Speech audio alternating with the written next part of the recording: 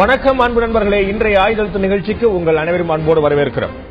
ஆணவ கொலைகள் விவகாரம் ஊக்குவிக்கிறதா அரசியல் கட்சிகள் என்ற தலைப்பில் இன்றைய ஆயுதழுத்த நிகழ்ச்சியில் விவாதிக்க இருக்கிறோம்.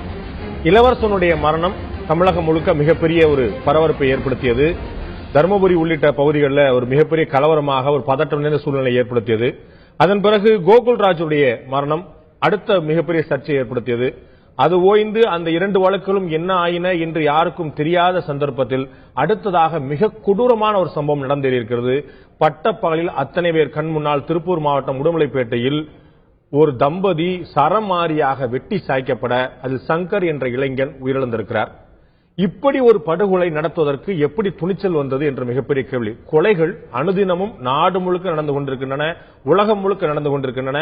அமெரிக்கா போல மேலை நாடுகள் என்று சொல்லப்படக்கூடிய படித்தொழில் அதிகம் இருக்கக்கூடிய நாடுகளில் துப்பாக்கி எடுத்துக்கொண்டு சாதாரணமாக பள்ளிக்கூடங்களில், கல்லூரிகளில், பொது இடங்களில் துப்பாக்கியால் சுட்டுக் கொள்வதை பார்த்திருக்கிறோம். இது மாதிரி ஒரு கண்மூடித்தனமான காட்டுமிராண்டித்தனமான கொலைகள் உலக நாடுகள் முழுக்க வரவே கிடைக்கின்றன. அதுவல்ல பெரிய விஷயம்.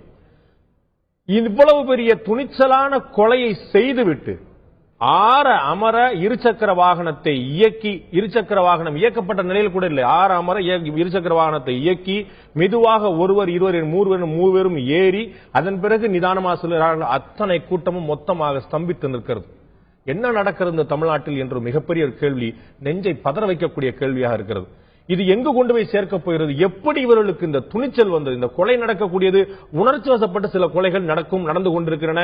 அது தவிர்க்க முடியாத விஷயமா இருக்கிறது. அதுக்கு பிறகு விசாரணை, நீதிமன்றம், தீர்ப்பு தண்டனை மாறி மாறி பல விஷயம் நடந்திருக்கு. ஆனால் இது போல ஒரு திட்டமிட்ட படுகொலை நின்று நிதானமாக ஆம் அப்படித்தான் செய்வேன், உங்கள் யாராவது என்னால் என்னை அண்ட முடியுமா என்ற ஒரு கேள்வி எழுப்பக்கூடிய வகையில் ஒரு கொலை நடத்திவிட்டு சாதாரணமாக கிளம்பி செல்கிறார்கள் என்று சொன்னால் இந்த துணிச்சல் எப்படி வந்தது என்ற கேள்விதான் எழுகிறது. இந்த கொலை எப்படி நடந்தது என்ற கேள்வியை தாண்டி இந்த துணிச்சல் எப்படி வந்தது என்ற கேள்வி வருகிறது. மறுபுறம் பார்க்க போனமானால் தேர்தல் நெருங்கிக் கொண்டிருக்கிறது. 60 நாட்கள் என்று கவுண்டவுன் நடந்து கொண்டிருக்கிறது. இந்த தேர்தலில் இரண்டு பெரிய கட்சிகள் யார் யாரெல்லாம் சந்திக்கின்றன? தமிழக முதலமைச்சரை சந்திக்கிறார்கள், கூட்டணி கட்சிகள் எல்லாம் ஆதரவு. திராவிட முன்னேற்ற கழகத்துடைய பொருளாளரை சந்திக்கிறார்கள், கூட்டணி கட்சிகள் எல்லாம் ஆதரவு. இத்தனை கட்சிகள் ஆதரவு. அந்த பெயர்கள் பட்டியலை பார்த்தால் ஒவ்வொரு ஜாதி, ஒவ்வொரு சமூகம், ஒவ்வொரு சமுதாயத்தை பின்னணியாக கொண்டிருக்கக்கூடிய அத்தனை கட்சிகள். இந்த பிரதான கட்சிகள் இந்த நாட்டை ஆண்டு கொண்டிருக்கக்கூடிய, இந்த நாட்டை ஆண்ட கட்சிகள், அவர்கள் மட்டும்தான் அப்படி இருக்கிறார்களா? இந்த நாட்டை ஆள வேண்டும் என்று விரும்பக்கூடிய கட்சிகளும் கூட இதே அளவு ஒரு சமுதாய பின்புலத்தோடு, சமுதாய பலத்தோடு இருக்கிறார்கள். முழுக்க முழுக்க ஜாதி அடையாளத்தை ஒழிப்போம் என்ற பெயரில் ஜாதியை தங்களுடைய நெற்றியில், வேர்வையில், குணத்தில் எல்லா இடத்திலும் வரவி கொண்டிருக்கக்கூடிய ஒரு சமுதாயத்தில் எப்படி இது போன்ற கொலைகளை தவிர்க்க முடியும்? இதுதான் நம்ம எழுந்திருக்கக்கூடிய பிரதானமான கேள்வி நண்பர்களே. இன்றைய ஆயுதழுத்த நிகழ்ச்சி நம்மிடையே திராவிட முன்னேற்ற கழகத்தை சேர்ந்த வழக்கறிஞர் மற்றும் ஊடக பிரிவை சேர்ந்த திரு கண்ணதாசன் முன்னிலைகிறார். உங்கள் நிகழ்ச்சிக்கு வரவேற்கிறேன். அதேபோல விடுதலை சிறுத்தைகளுடைய செய்தி தொடர்பாளர் திரு வன்னியரசன் முன்னிலைகிறார். உங்கள் நிகழ்ச்சி வரவேற்கிறேன். அதேபோல பாட்டாளி மக்கள் கட்சியுடைய ஊடக பிரிவு தலைவர் மற்றும் வழக்கறிஞர் திரு பாலு முன்னிலைகிறார். உங்கள் நிகழ்ச்சிக்கு வரவேற்கிறேன். அதேபோல அதிமுகவுடைய முன்னாள் சட்டமன்ற உறுப்பினர் திரு கே பாண்டியராஜன் முன்னிலைகிறார். உங்கள் நிகழ்ச்சி வரவேற்கிறேன். அதேபோல பதிப்பாளரும் அரசியல் விமர்சனமான பத்ரி சேஷாத்ரி முன்னிலைகிறார். உங்கள் நிகழ்ச்சிக்கு வரவேற்கிறேன். நான் முதல்ல திரு பத்ரி சேஷாத்ரி ஆரம்பிக்கலாம்னு பாக்குறேன். அருகே இருக்கக்கூடிய 4 நண்பர்கள் 4 அரசியல் இயக்கத்தை சேர்ந்தவர்கள். ஒரு அரசியல் இயக்கத்தை சாராத ஒரு நபராக இந்த வீடியோ காட்சிகள், இந்த பட்டப்பகலில் நடந்த கொலை உங்கள் மனதில் ஒரு சாமானியனாக ஏற்படுத்தியிருக்கக்கூடிய தாக்கத்தை தெரிந்து கொள்ள விரும்புகிறேன். என்ன பெரிய அளவுக்கு பதட்டம் அடையச்சு இந்த காட்சி. இது குறித்து நான் என்னுடைய ஃபேஸ்புக் பக்கத்திலேயே நான் பதிவு செய்திருந்தேன். முதல்ல என்ன இவ்வளவு பேர் சுத்தி இருக்கக்கூடிய இடத்துல இந்த மாதிரியான ஒரு சம்பவம் நடக்கிறதே, ஏன் அவங்க யாருமே ஒண்ணுமே பண்ணல அப்படிங்கறத முதல்ல எனக்கு எழுந்த கேள்வி. அப்புறம் கொஞ்சம் நான் யோசிச்சு பார்த்தேன், நானே அங்க இருந்திருந்தேன்னா நான் என்ன பண்ணிருப்பேன்? அந்த ஒரு நிமிடத்துல எனக்கு கையும் காலுமே ஓடி இருக்காது. ஒட்டுமொத்தமாக பார்க்கும் பொழுது இந்த கொலையை செய்த அந்த 3 பேர் மட்டும்தான் சுய கட்டுப்பாட்டோட கொடூரமாக அவர்கள் திட்டமிட்டு இந்த செயலை செய்து ஒருவரை வெட்டிவிட்டு இன்னொரு பெண்ணையும் வெட்டி தள்ளிவிட்டு அங்கிருந்து ரொம்ப சர்வசாதாரணமாக நடந்து போறாங்க. அதை நான் எழுதியிருந்தேன். அந்த மாதிரி அவங்க விட்டா ஏத்த மாதிரி ஒரு கடையில போய் ஆளுக்கு ஒரு டீ சொல்லி சாப்பிட்டுட்டு அப்புறம் கூட அவங்க கிளம்பி போயிருக்கலாம். அதற்கு பிறகுதான் மக்கள் அங்க ஓடி போய் அந்த வெட்டுப்பட்டு கீழே கிடக்கிறவங்களை எடுத்து இங்க மருத்துவமனை கொண்டு போகணுமோ கொண்டு போறாங்க. இது எனக்கு உண்மையிலேயே இந்த மாதிரியான ஒரு செயலை செய்யக்கூடியவர்கள் என்ன மனசுல அப்படி என்ன ஒரு வன்மம், அப்படிப்பட்ட ஒரு வன்மம் தேவையான ஒரு விஷயமா இது. இது உண்மையிலேயே மிகப்பெரிய அதிர்ச்சி தரக்கூடிய ஒன்று. இது நம்ம அனைவருமாக ஒன்று சேர்ந்து இதை ஒட்டுமொத்தமாக இது போன்ற செயல்கள் இனியும் நடக்க விடாமல் செய்வதற்கு என்ன செய்யணுமோ அத்தனை சாத்தியங்களையும் நம்ம பரிசீலிக்கணும். அதெல்லாம் சாத்தியமாகக்கூடிய விஷயமா அப்படிங்கிற கேள்வி நான் வைக்கிறேன். நிறைய பார்த்தாச்சு, கோகுல்ராஜ் பார்த்தாச்சு, இளவரசன் பார்த்தாச்சு, இன்னும் பெயர் தெரியாத ஊடகங்களோட வெளிச்சம் படாத எத்தனையோ பேர் பார்த்தாச்சு.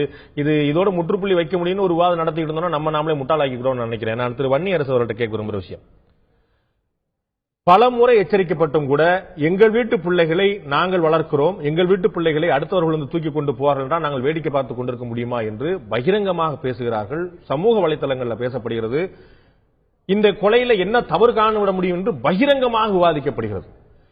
இவ்வளவு ஆழமா நீங்க சமூக வலைதளத்தை கையாளக்கூடிய படித்தவர்கள் கூட அவர் மனசுல கூட ஆழமா இருக்கக்கூடிய இந்த விஷயத்தை எப்படி நீங்க சாதாரணமா அணுகிற முடியும் நீங்க நினைக்கிறீங்க? இதுக்கு வந்து திரு பத்ரி சேஷாத்ரி சொல்றாரு, இதுக்கு எப்படி தீர்வு காணணும் நம்ம யோசிக்கணும். தீர்வு காணக்கூடிய விஷயமா இது இருக்கிறா நீங்க நினைக்கிறீங்களா? முதல்ல வந்து இந்த படுகொலை அப்படிங்கறத நீங்க எல்லாரும் நீங்க பார்க்கும்பொழுது நம்முடைய மரியாதைக்குரிய பத்ரி சேஷாத்ரி சொன்னது போலதான் வந்து நெஞ்சம் வந்து பதறுது. அதாவது சிசிடிவி கேமரால பார்க்கும்பொழுது அப்படியே இப்படியெல்லாம் வந்து இவ்வளவு ஒரு வன்மத்தோடு வந்து இப்படி ஒரு படுகொலையை வந்து செஞ்சிருக்காங்க அப்படிங்கும்போது எந்த சமூகத்துல எந்த நிலையில நம்ம இருக்கிறோம் அப்படிங்கிற கேள்வியை நம்ம எழுது. முதல்ல வந்து இந்த தர்மபுரியில வந்து இளவரசன் படுகொலைக்கு பிறகு நீங்க வந்து பாத்தீங்கன்னா தொடர்ச்சியாக நீங்க வந்து கோகுல்ராஜ் படுகொலை, நீங்க அதுக்கு முன்னாடி வந்து கண்ணகி முருகேசன் படுகொலை, இந்த தொடர்ச்சியா இது போல வந்துகிட்டு இருக்கு. இதுல என்னன்னா நீங்க இப்ப கேட்டதுல என்ன ரொம்ப முக்கியமா என்னன்னா, இதை வந்து இன்னைக்கு வந்து ஒரு அரசியல் ஆதாயமா கொண்டு போறதுக்கான ஒரு எத்தனைக்கிற முயற்சியில தான் இது இன்னைக்கு நடந்துகிட்டு இருக்கு. இந்த மாதிரியான படுகொலை நீங்க கௌசல்யாவும் சங்கரும் வந்து இதுக்கு முன்னாடி வந்து 2 முறை 3 முறை வந்து கொலை முயற்சி அவர்கள் மீது தொடுக்கப்பட்டிருக்கு. காவல்துறையிலையும் புகார் சொல்லப்பட்டிருக்கு. போலீஸ்காரங்க என்ன சொல்றாங்க, என்ன வேணாலும் வந்து நடக்கும், நீங்க தான் கவனமா பாத்துக்கிறோம்னு சொல்லி அதை வந்து பொருட்படுத்தல. இது ஆட்சியாளர்கள் வந்து இதுக்கு வந்து வெக்கப்படணும். இதுவரை வந்து தமிழ்நாட்டில் வந்து 81 சாதி ஆணவ படுகொலைகள் நடந்திருக்கு. மொத்தம் 600 தமிழகம் முழுக்க இந்த கடந்த 5 ஆண்டுகள்ல இருந்து 600 படுகொலைகள் நடந்திருக்கு. அதுல 81 சாதி ஆணவ படுகொலை இருக்கு. ஆட்சியாளர்கள் வந்து தான் வெக்கப்படணும். இன்னைக்கு வந்து இதுக்கு தனியா சட்டம் இயற்றணும், இன்னைக்கு வந்து சாதி ஆணவ படுகொலைகளுக்கு அதை தடுப்பதற்கு தனி சட்டம் இயற்றணும் தொடர்ச்சியா கோரிக்கை வைக்கிறோம். ஆனா ஆட்சியாளர்கள் இப்ப யாருமே அதை பத்தி கேட்பாரட்டு இருக்கு. தனி சட்டம் இயற்றதெல்லாம் வந்து சாத்தியமாக்கலாம், ஒன்னும் பிரச்சனை இல்ல. உங்களுக்கு எல்லாரும் வந்து சொன்னாங்கன்னா டபக்குன்னு ஒரு சிறப்பு கூட்டத்தை கூட்டி நம்ம அடுத்த முறையோ பலன் இருக்குமான்னு பாக்கணும். ஒரு சம்பிரதாயமா சடங்காத்தான ஆசிட் வீச்சுக்கு நம்ம சட்டம் இருக்குது, வரதட்சணை கொடுமைக்கு நம்ம சட்டம் இருக்கு, பெண்களுடைய கடத்தலுக்கு தனிச்சட்டம் இருக்கு, குழந்தை தொழிலாளர்களுக்கு தனிச்சட்டம் இருக்கு. எல்லா பிரிவுகளுக்கும் தமிழ்நாடு அரசுடைய சிறப்பு சட்டங்கள் ஒவ்வொரு பிரிவுக்குமே இருக்கு.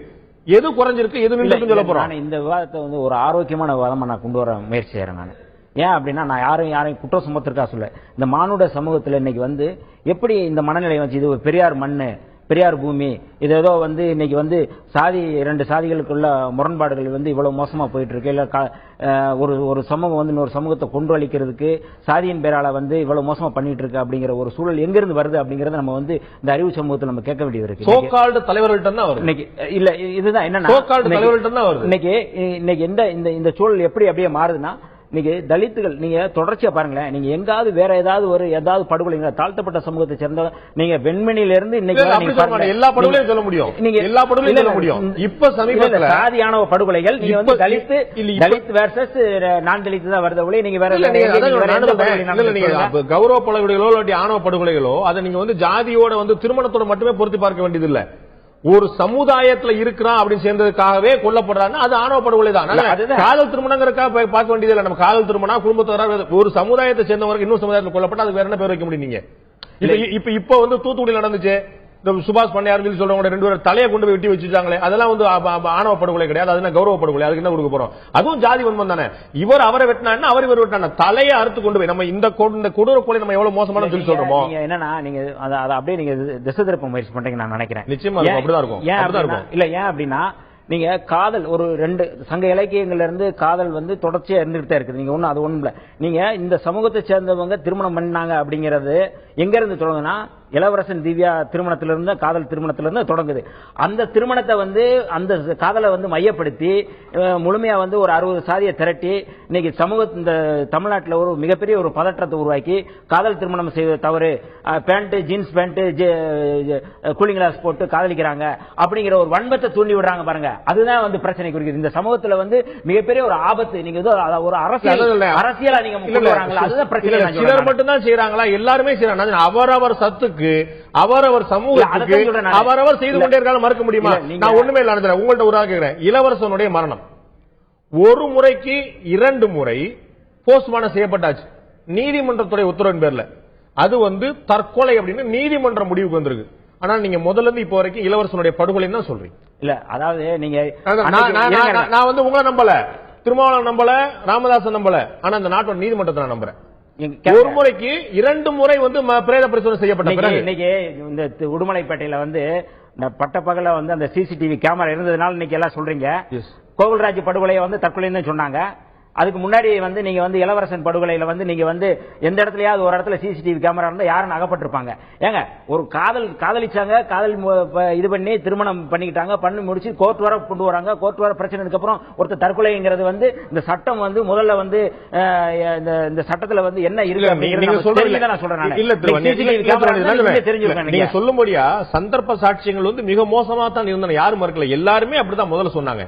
ஆனா கண்கூடாக அவருடைய மரண வாக்குமூலம் கிடைத்த பிறகும் கூட அவர் வந்து வாக்குமூலம் எழுதிட்டு தான் போயிருக்கிறார். அவர் அந்த கடிதம் கிடைத்த பிறகும் கூட தலைக்காயம் தான் ஏற்பட்டு இறந்திருக்காருன்னு சொல்லிட்டு ரயில் தண்டவாளத்தை தான் இறந்திருக்காருன்னு சொல்லிட்டு ஒரு முறைக்கு 2 நீதிமன்றத்துடைய மேற்பார்வை நடந்த பிறகு இல்ல. நீங்க நான் என்ன சொல்றேன்னா, நானு தொடர்ச்சியா அந்த தம்பி இளவரசனோட நான் தொடர்புள்ள இருந்தவன், தொடர்ச்சியா நான் பேசிக்கிட்டு இருந்தேன்.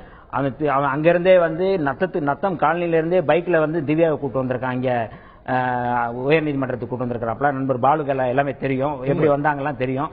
ஆனா இவ்வளவு வந்து உறுதியா இருக்கிறவன் எந்த நெஞ்சுரம் உள்ள இருந்தவன் வந்து தற்கொலை பண்ணிக்கிறாங்களா நான் நம்ப முடியாது. ஏன்னா அதுல முழுமையா வந்து நீதிமன்றமே வந்து அந்த இருக்கிற அந்த இளவரசனுக்கு எதிரான ஒரு தீர்ப்பு சொல்லியிருக்கு. இல்லைன்னா இளவரசனுக்கு அந்த காதல் திருமணம் தொடர்பா சரியான சாட்சியம் கொடுக்க முடியாம இருந்திருக்கலாம் அப்படிங்கிறது என்னுடைய கருத்தா இருக்கு. அதனால நீங்க வந்து அந்த புள்ளியில இருந்து நீங்க ஆரம்பிங்க. இன்னைக்கு சமூகத்துல தமிழகத்துல மிகப்பெரிய ஒரு மோசமான ஒரு நிலை மாறினது காரணம் என்ன அப்படிங்கறத நீங்க பாருங்க. நான் எடுக்கிறது வந்து தாழ்த்தப்பட்டவர்கள் கொல்லப்படுவது மட்டுமல்ல, இது கொடூரம். இது வந்து ஜீரணிக்க முடியாத கொடூரம். ஆனால் நீங்கள் சொன்னது போல இது யார் தூண்டி வர்றாங்க சொன்னீங்க இல்லையா? சிலர் வந்து பேண்ட் ஜீன்ஸ் எல்லாம் போட்டு வந்து கூலிங் கிளாஸ் எல்லாம் போட்டு பண்ணாங்க சொன்னீங்க இல்லையா? அது வந்து எல்லா பக்கமும் நடக்குதுன்னு நான் சொல்ல விரும்புறேன். அது மட்டும் ஒரு பக்கம் மட்டும் நடக்குதாங்கிறத நான் கேட்கிறேன். நீங்க எல்லா பக்கமும் நீங்க எதை சொல்றீங்கன்னு எனக்கு தெரியல. வெளிப்படையா ஒரு 60 சாதி இணைச்சி தமிழ்நாடு முழுக்க சுத்திட்டு இவங்க எல்லாம் வந்து இன்னைக்கு தலித் வெர்சஸ் நான் தலித். நான் கேட்கிறேன், தமிழ்நாட்டில் வந்து பார்ப்பனர்களுக்கு எதிராக வந்து பார்ப்பனர்களுடைய ஆதிக்கத்துக்கு எதிராக வந்து அணிதிரட்டினாங்க. இன்னைக்கு வந்து தலித்துகளுக்கு எதிராக நான் தலித்துகளை அணிதிரட்ட ஒரு முயற்சி செய்யறாங்க. ஆனா அவருக்கு பேர் இளம்பெரியார்னு சொல்லி சொல்றாங்க. எவ்வளவு பெரிய மோசம். இன்னைக்கு வந்து பார்ப்பனர்கள் அந்த வேலையில செய்யறாங்க. இவ்வளவு மோசமான வேலை யார் செய்யறாங்க? பார்ப்பனியம் இடைநிலை சாதிகளுக்குள்ள உள்வாங்கிருச்சு. பார்ப்பனியத்தை உள்வாங்கி கொண்டவங்க இந்த இடைநிலை சாதிகள் தான். இன்னைக்கு இவங்க தான் சாதி கௌரவத்தை காப்பாற்றுறதுக்காக வந்து ஆணவ படுகொலைகள் செய்யறாங்க. இன்னைக்கு இந்த பெரியார் மண் சொல்லிக்கிறாங்க, பெரியாரியம் தான் இங்க வெல்லும் சொல்றாங்க. விருது கொடுத்ததெல்லாம் சரியா? விருது கொடுத்த நீங்க தான் சொல்லணும். இல்ல இருங்க, இந்த சூழல்ல இதை முன்னிறுத்துறதுங்கிறது வந்து தர்மபுரி 3 சேரியை கொடுத்தது இந்த இளவரசன் படுகொலையிலிருந்து ஆரம்பிச்சிருந்த புள்ளிங்கிறத நான் குற்றம் சுமத்துறேன். இல்ல இளவரசன் மட்டும் அதுக்கு முன்னாடி நிறைய பேச முடியும். நான் திரு பாலு உங்கள்கிட்ட வந்துடுறேன். திரு பாலுகிட்ட கேட்கிற ஒரு விஷயம், அவர் சொன்னது போலயும் என்னுடைய சந்தேகத்தின் மூலியம் சாமானிய மக்களுடைய பார்வையின் பொருள் பாத்தீங்கன்னா, அரசியல் தலைவர்கள் நாம வந்து ஒரு முழுக்க அரசியல் சமூகம் சார்ந்த ஒரு அமைப்பாக செயல்படுவதை விட்டுவிட்டு அரசியல் மற்றும் சமுதாயம் சார்பாக இன்னும் நேரடியாக சொல்லலாம் அந்தந்த ஜாதி சார்பான ஒரு தலைவர்களாக தங்களை முன்னிறுத்திக் கொண்டு போகும்போது தானே இந்த ஒரு பிளவு ஏற்படுகிறது. நீ என்ன ஜாதி நான் என்ன ஜாதி ஆளாளுக்கு பார்த்துட்டு தமிழ்நாட்டை முன்னேற்றதா நம்பர் 1 கொண்டு வரதா அந்த மாதிரி பேச்சே இல்லாம நீ என்ன சமூகம் நான் என்ன சமூகம் இதை முழுக்க அரசியல் கட்சி தலைவர்கள் உடுமுப்படியா பிடிச்சிருக்காங்க மறுக்க முடியுமா? இது அரசியலோடு சாதி என்பது நீண்ட காலமாகவே தொடர்புல இருக்கிறதுனால நீண்ட காலமாக அது பிரிக்க முடியாத, அதை ஒதுக்கி வைக்க முடியாத ஒரு பொருளாக தொடர்ச்சியா இருக்குது. இது மாதிரி ஒரு பெரிய வன்முறை வரும்பொழுதுதான் அதனுடைய வீச்சு மிக நுணுக்கமாக மக்கள் நமக்கு வரலாறு தெரிகிற காலத்துல இருந்து எழுத்துல வரலாறு வந்த காலத்துல இருந்து தாழ்த்தப்பட்டவர்களாவே தான் இருந்து கொண்டிருக்கார்கள். அதிலிருந்து சில சமூகங்கள் விடுபட்டு வெளியே வந்திருக்கே தவிர தாழ்த்தப்பட்டவர்கள் நமக்கு வரலாறு எழுத படிக்க தெரிஞ்ச காலத்துல அப்படிதான் இருந்திருக்காங்க. ரொம்ப காலம் அப்படி இருக்கிறதா விட முடியுமா? அவ்வளவு நாளா ஒரு கொடூரம் நடக்கும் அப்படின்னு அதுக்கு யார் காரணம் சொல்லி சொல்ல மாட்டோமா? அவர்கள் வந்து தாழ்த்தப்பட்ட நிலையில இருக்கிறது மோசமான சொல்ல மாட்டோம். ஒருத்தர் கொல்லுவானா, ஒரு காதல் பண்ணாங்கிறதுக்காக பட்ட பகல கொல்றான்னா அந்த குடும்பத்துக்கு எவ்வளவு பெரிய வெறி இருந்திருக்கும். சொல்லி வச்சு கொள்றான், நின்று வேடிக்கை பார்த்து கொள்றான். அதாவது இந்த சம்பவம் இருக்க, இந்த சம்பவத்தை பத்ரி சொன்னதை போன்று, நம்ம வன்னியரசு சொன்னதை போன்று, நீங்கள் துவக்கத்திலே சுட்டிக்காட்டியதை போன்று அந்த நிகழ்வுகளை பார்த்தால் ஜீரணிக்கவே முடியவில்லை. இல்ல இந்த துணிச்சல் எப்படி வந்து எல்லாராலும் ஜீரணிக்க முடியல? எனக்கு வன்னியரசால ஜீரணிக்க முடியல, பத்ரி சேசாத்திரால் ஜீரணிக்க முடியல. நான் சொல்றேன் கண்ணாசாலும் ஜீரணிக்க முடியாது, பாண்டியராஜாலும் ஜீரணிக்க முடியாது, யாரும் ஜீரணிக்க முடியாது. ஆனால் எப்படி நடக்குது அந்த துணிச்சல் அவர்களுக்கு எங்கிருந்து வந்தது? இந்த சம்பவம் மாதிரி என்னை ரொம்ப பாதிச்சது. தனிப்பட்ட முறையில் சொல்றேன், நான் ஒரு கட்சியினுடைய பிரதிநிதி என்பதை தாண்டி நான் யோசிக்கிறேன்னா, இந்த சட்டக்கல்லூரியில் ஒரு தாக்குதல் நடக்கும், அது என்ன ஒரு மிகப்பெரிய அளவில் பாதிச்சது. அந்த பையனை போட்டு அவ்வளவு அடிச்சு, ஐயோ என்னால இப்பவும் நினைச்சாலும் என்னால இதை எப்படி மாற்றப் போகிறோம், இதற்கு என்ன மாற்று வழி, இந்த வன்முறையின் மூலமாக இது போன்ற விஷயங்களை செய்பவர்களை நான் தீண்ட மாட்டேன், சீண்ட மாட்டேன், சேர்க்க மாட்டேன், எந்த ஆதரவும் கொடுக்க மாட்டேன் முடிவு பண்ணா இது குறை. நிச்சயமாக இது மாறா நம்மாளுப்பா, அவனுக்கு வேண்டப்பட்டவன், நம்ம ஆளோட சொந்தக்காரன், நம்ம வட்டத்தோட சொந்தக்காரன், எந்த கட்சி தலைவராக போய் நிக்கும் போது, ஒவ்வொரு சமூகமா போய் நிக்கும் போது அது அப்படித்தான் போகும். இல்ல உங்க கருத்துல நான் ரொம்ப உடன்படுறேன். எப்படின்னா, இது வந்து ஒரு தனிப்பட்ட இயக்கம், விடுதலை சிறுத்தை, பாமக என்பதை தாண்டி தமிழ்நாட்டில் சாதிய கொடுமைகள் 4 திசைகளிலும் இருக்கிறது. தெற்குல இருக்குது, வடக்கு இருக்கு, மேற்கு இருக்கு, இப்படி 4 திசைகளிலும் இருந்து கொண்டிருக்குன்னா பல்வேறு காரணிகள் இந்த சாதி மோதலுக்கான காரணங்களாக அமைந்திருக்கிறது. இந்த சமூகத்தில் காரணம் பின்னாடி சார், காரணம் என்னுடைய குடும்பத்துல வந்து இப்படி ஒரு அநியாயம் நடந்திருக்குன்னு ஒருத்தர் வேதனை போடுவான். அவனுடைய வேதனை, தகப்பனுடைய வேதனை சாதாரண முடியாது. அவன் வந்து பிள்ளை வளர்த்துட்டு யாருக்கோ கொடுக்குறக்கா உட்கார்ந்து மாட்டான். அவனுடைய வேதனை நியாயமானது. கொலை பண்ணுவானா, இந்த உயிரை பறிப்பானா, காரணிகள் 1000 இருக்கலாம். அவங்க தாழ்த்தப்பட்டவர்கள் அத்துமீறி இருக்கலாம். இல்ல அதாவது சட்டப்படி போங்க, நியாயப்படி போங்க, அண்டர் ஏஜான் பாருங்க, 18 வயசு கீழ இருக்கான்னு பாருங்க, நீதிமன்றம் போங்க. சொல்ற எல்லா கருத்தையும் உடன்படுறேன். ஒருவர் சாதி என்பதற்காக படுகொலை செய்வதை ஒருபோதும் அனுமதிக்க முடியாது. மரக்காணத்துல யாரா இருந்தாலும் சரி, இப்போ பல கொலைகளை பத்தி நம்ம பேசுறோம். மரக்காணத்துல 2 பேர் செத்தாங்க, ஆனால் அதற்கு பிறகு தண்டனையே வந்துச்சு. இன்னைக்கு வன்னியரசு அவர்கள் இந்த சமூக அக்கறையோடு இந்த கருத்துக்களை சொல்லும் பொழுது அதையும் சேர்த்து சொல்லியிருந்தா நான் மகிழ்ச்சி அடைஞ்சிருப்பேன். உள்ளபடியே இவருக்கு வந்து வன்முறை என்பது கூடாது, மனிதநேயம் என்பது முக்கியம் என்று நினைப்பேன். ஆனால் எல்லாத்தையுமே சொல்லணும். இப்ப கூட நீங்க கேட்ட பிறகு நான் மீண்டும் இளவரசனுடைய கொலையா தற்கொலையா என்று விவாதிக்க நான் விரும்பல. மிகச் சரியா கேள்வி வச்சுங்க, அதுக்கு அவர் பதில் சொன்னாரு, அதோடு நான் நிறுத்திக் கொள்கிறேன். எல்லா விஷயத்தையுமே, எல்லா பொருளையுமே நாம் ஒரு சமூக அக்கறையோடு பார்க்கக்கூடிய மனநிலை வேணுங்கிறது என்னுடைய தனிப்பட்ட கருத்து. முதல் முறையா பாலு, முதல் முறையா ஒரு நிகழ்ச்சியில முதல் பேசும்போது 3வது முறையா என்னுடைய தனிப்பட்ட கருத்து, என்னுடைய கட்சியின் பிரதிநிதி தாண்டி இல்ல நான் திரும்பி சொல்றேன். ஒரு நிகழ்வை சுட்டிக்காட்டி சொல்லும் பொழுது அது எப்படி என்னை பாதித்தது என்று பத்ரி சொல்லும் போது நானும் அந்த இடத்தில் சொல்லணுங்கிறது என்னோட கருத்து. அதை தாண்டி எங்க கட்சி இப்ப நீங்க சொல்லக்கூடிய செய்தி என்னன்னா, பாமகவினுடைய நிலைப்பாடு என்ன என்று சொல்லுகின்ற பொழுது மிக கவனத்தோடு சொல்றேன். இது போன்ற வன்முறை தொடர்பான எந்த விஷயத்தையும் பாமக துளி அளவு கூட ஆதரிக்காது. ஒரு தெரிந்துவிட்டால் வன்முறை தொடர்பானவர்கள் வன்முறை என்று தெரிந்துவிட்டால் உடனடியாக நடவடிக்கை எடுக்கக்கூடிய எங்கள் மருத்துவர் ஐயா அவர்கள். இது அரசியல் ரீதியான எங்களுடைய நிலைப்பாடு. இவ்வளவு கடுமையான நிலைப்பாடு எங்களுடைய மருத்துவர் ஐயா கொண்டிருக்கார் என்று நீங்கள் சொல்றீர்கள். நீங்களே இன்றைக்கு வந்து முதல் உங்கள் அறிமுறையில் 3வது முறையா என்னுடைய தனிப்பட்ட கருத்து. இன்று வேலூர் மாவட்டத்தில் உங்களுடைய நிறுவனர் டாக்டர் ராமதாஸ் அவர்களிடம் இது தொடர்பாக கேள்வி எழுப்பப்பட்ட போது செய்தியாளரிடம் சொல்கிறார், நிறைய விஷயம் நான் நல்ல நல்ல விஷயம் சொல்லியிருக்கேன், அதெல்லாம் போடுங்க அப்புறம் பார்ப்போம். இந்த கேள்விக்கு பதிலளிக்க மறுத்து எழுந்து சென்று விட்டார். முன்னேற்றங்களை சேர்ந்த வழக்கறிஞர் திரு கண்ணாசன் கேட்க விரும்புற விஷயம் நான் உங்கள்ட்ட வந்துறேன். அந்த இடத்துல நின்னது செய்திகளை தொடர்பு படுத்தியதா இருக்குது. ஒரே ஒரு விஷயம் நீங்க கொஞ்சம் பதில் யோசிக்கலாமே. ரொம்ப உடனே அப்பயே உங்களுடைய நிறுவனர் வந்து பத்திரிகையாளர் சந்திக்கிறார், பெரிய நீண்ட நேர்காணல், எல்லாத்தையும் சொல்லி முடிச்சுட்டு இந்த கேள்வி கடைசியா வைக்கிறாங்க.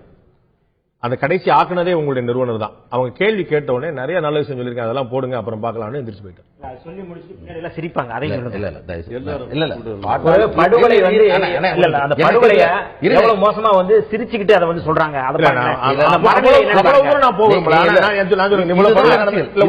நான் சொல்லிடுறேன். உங்களுக்கு தனிப்பட்ட முறையில் கட்சியுடைய அங்க போகும்போது பிஸ்ட் கொடுக்கும் போது கேட்கறதுக்கு நல்லா இருக்கும். ஆனா நம்ம வந்து அதோட இயல்பான புரிஞ்சுக்கணும். இவ்வளவு பெரிய படுகொலைக்கு பிறகு மக்கள் நல கூட்டியக்கம் பிரச்சாரத்தை நிறுத்தப் போகிறதா? தேர்தலை மறக்க போகிறதா? அரசியல் பண்ண போறது இல்லையா?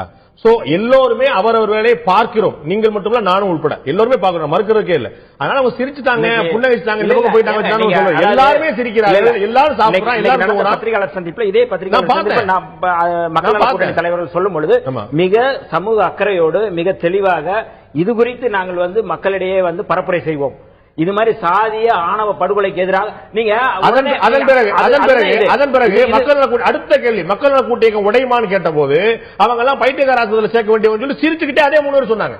முத்தரசன் மட்டும் இன்னைக்கு மதுரையில் இருக்கிறாரு, ஜி ராமகிருஷ்ணனும் திருமாவளவனும் வைகோ 3 பேர் இருந்தாங்க. அவங்க சிரிச்சுட்டே போய் சொன்னாங்க. அதுக்கு என்ன சொல்றீங்க? இல்ல அப்ப எவ்வளவு பெரிய படுகொலை நடந்த பிறகு எப்படி சிரிப்பாங்க? இயல்பு. நீங்க இந்த ஒரு படுகொலையை பற்றி கேட்கும் பொழுதுக்கான பதில் என்ன மாதிரி மனநிலை தான் தெரியும். இதுக்கு அதுக்கு நீங்க அந்த கேள்விக்கு பதில் சொல்றாங்க. அந்த பதில தான் நான் கேள்வியா வச்சிருக்கிறேன். ஆனா அதற்கு பிறகு பின்னாடி யாரோ சிரிச்சுட்டாங்க, கொஞ்சம் தும்மிட்டாங்க, நம்ம அதை யோசிக்க வேண்டியது சொல்லுவாங்க. அவர் இருக்கிறாரு. எங்கள் கட்சியினுடைய நிறுவனர் மருத்துவர் ஐயா அவர்கள் பத்திரிகையாளர்களை சந்திக்கின்ற பொழுது பல நிகழ்வுகளில் நான் நேரா பார்த்தவன். என்னன்னா, எந்த தொடர்பாக அந்த பத்திரிகையாளர் சந்திப்பை ஏற்பாடு செய்திருக்கிறாரோ அதை ஒட்டி மட்டுமே கருத்தை சொல்லிவிட்டு எழுந்திருக்கின்ற பொழுது, நான் இதை கேட்டனா இது மட்டுமே செய்தியா போடுவீங்க என்று சொல்லக்கூடிய மனோபாவம் உள்ளவர். அந்த அடிப்படையில் இந்த கேள்வி கூட உங்களுக்கு தெரியும், இத மீறி கேள்விகள் 100 இடங்கள்ல 100 முறை கேட்கப்பட்டிருக்கு. இன்றைய கூட்டம் நான் சொல்லி எல்லாமே பேசப்படும். நான் சொல்லி முடிச்சிடறேங்க. நான் என்ன சொல்றேன்னா, மருத்துவரையா அவர்கள் ஒரு பேட்டியில ஒரு செய்தியை சொன்னா அது செய்தியாகுது. ஒரு செய்தியை அவர் நான் இல்லங்க என்று சொன்னால் அதுவும் செய்தியாகுது. ரஜினி மாதிரி நீங்க வாய்ஸ் கொடுத்தாலும் அது புரிஞ்சுங்க. இன்னொன்னு சொல்றீங்க,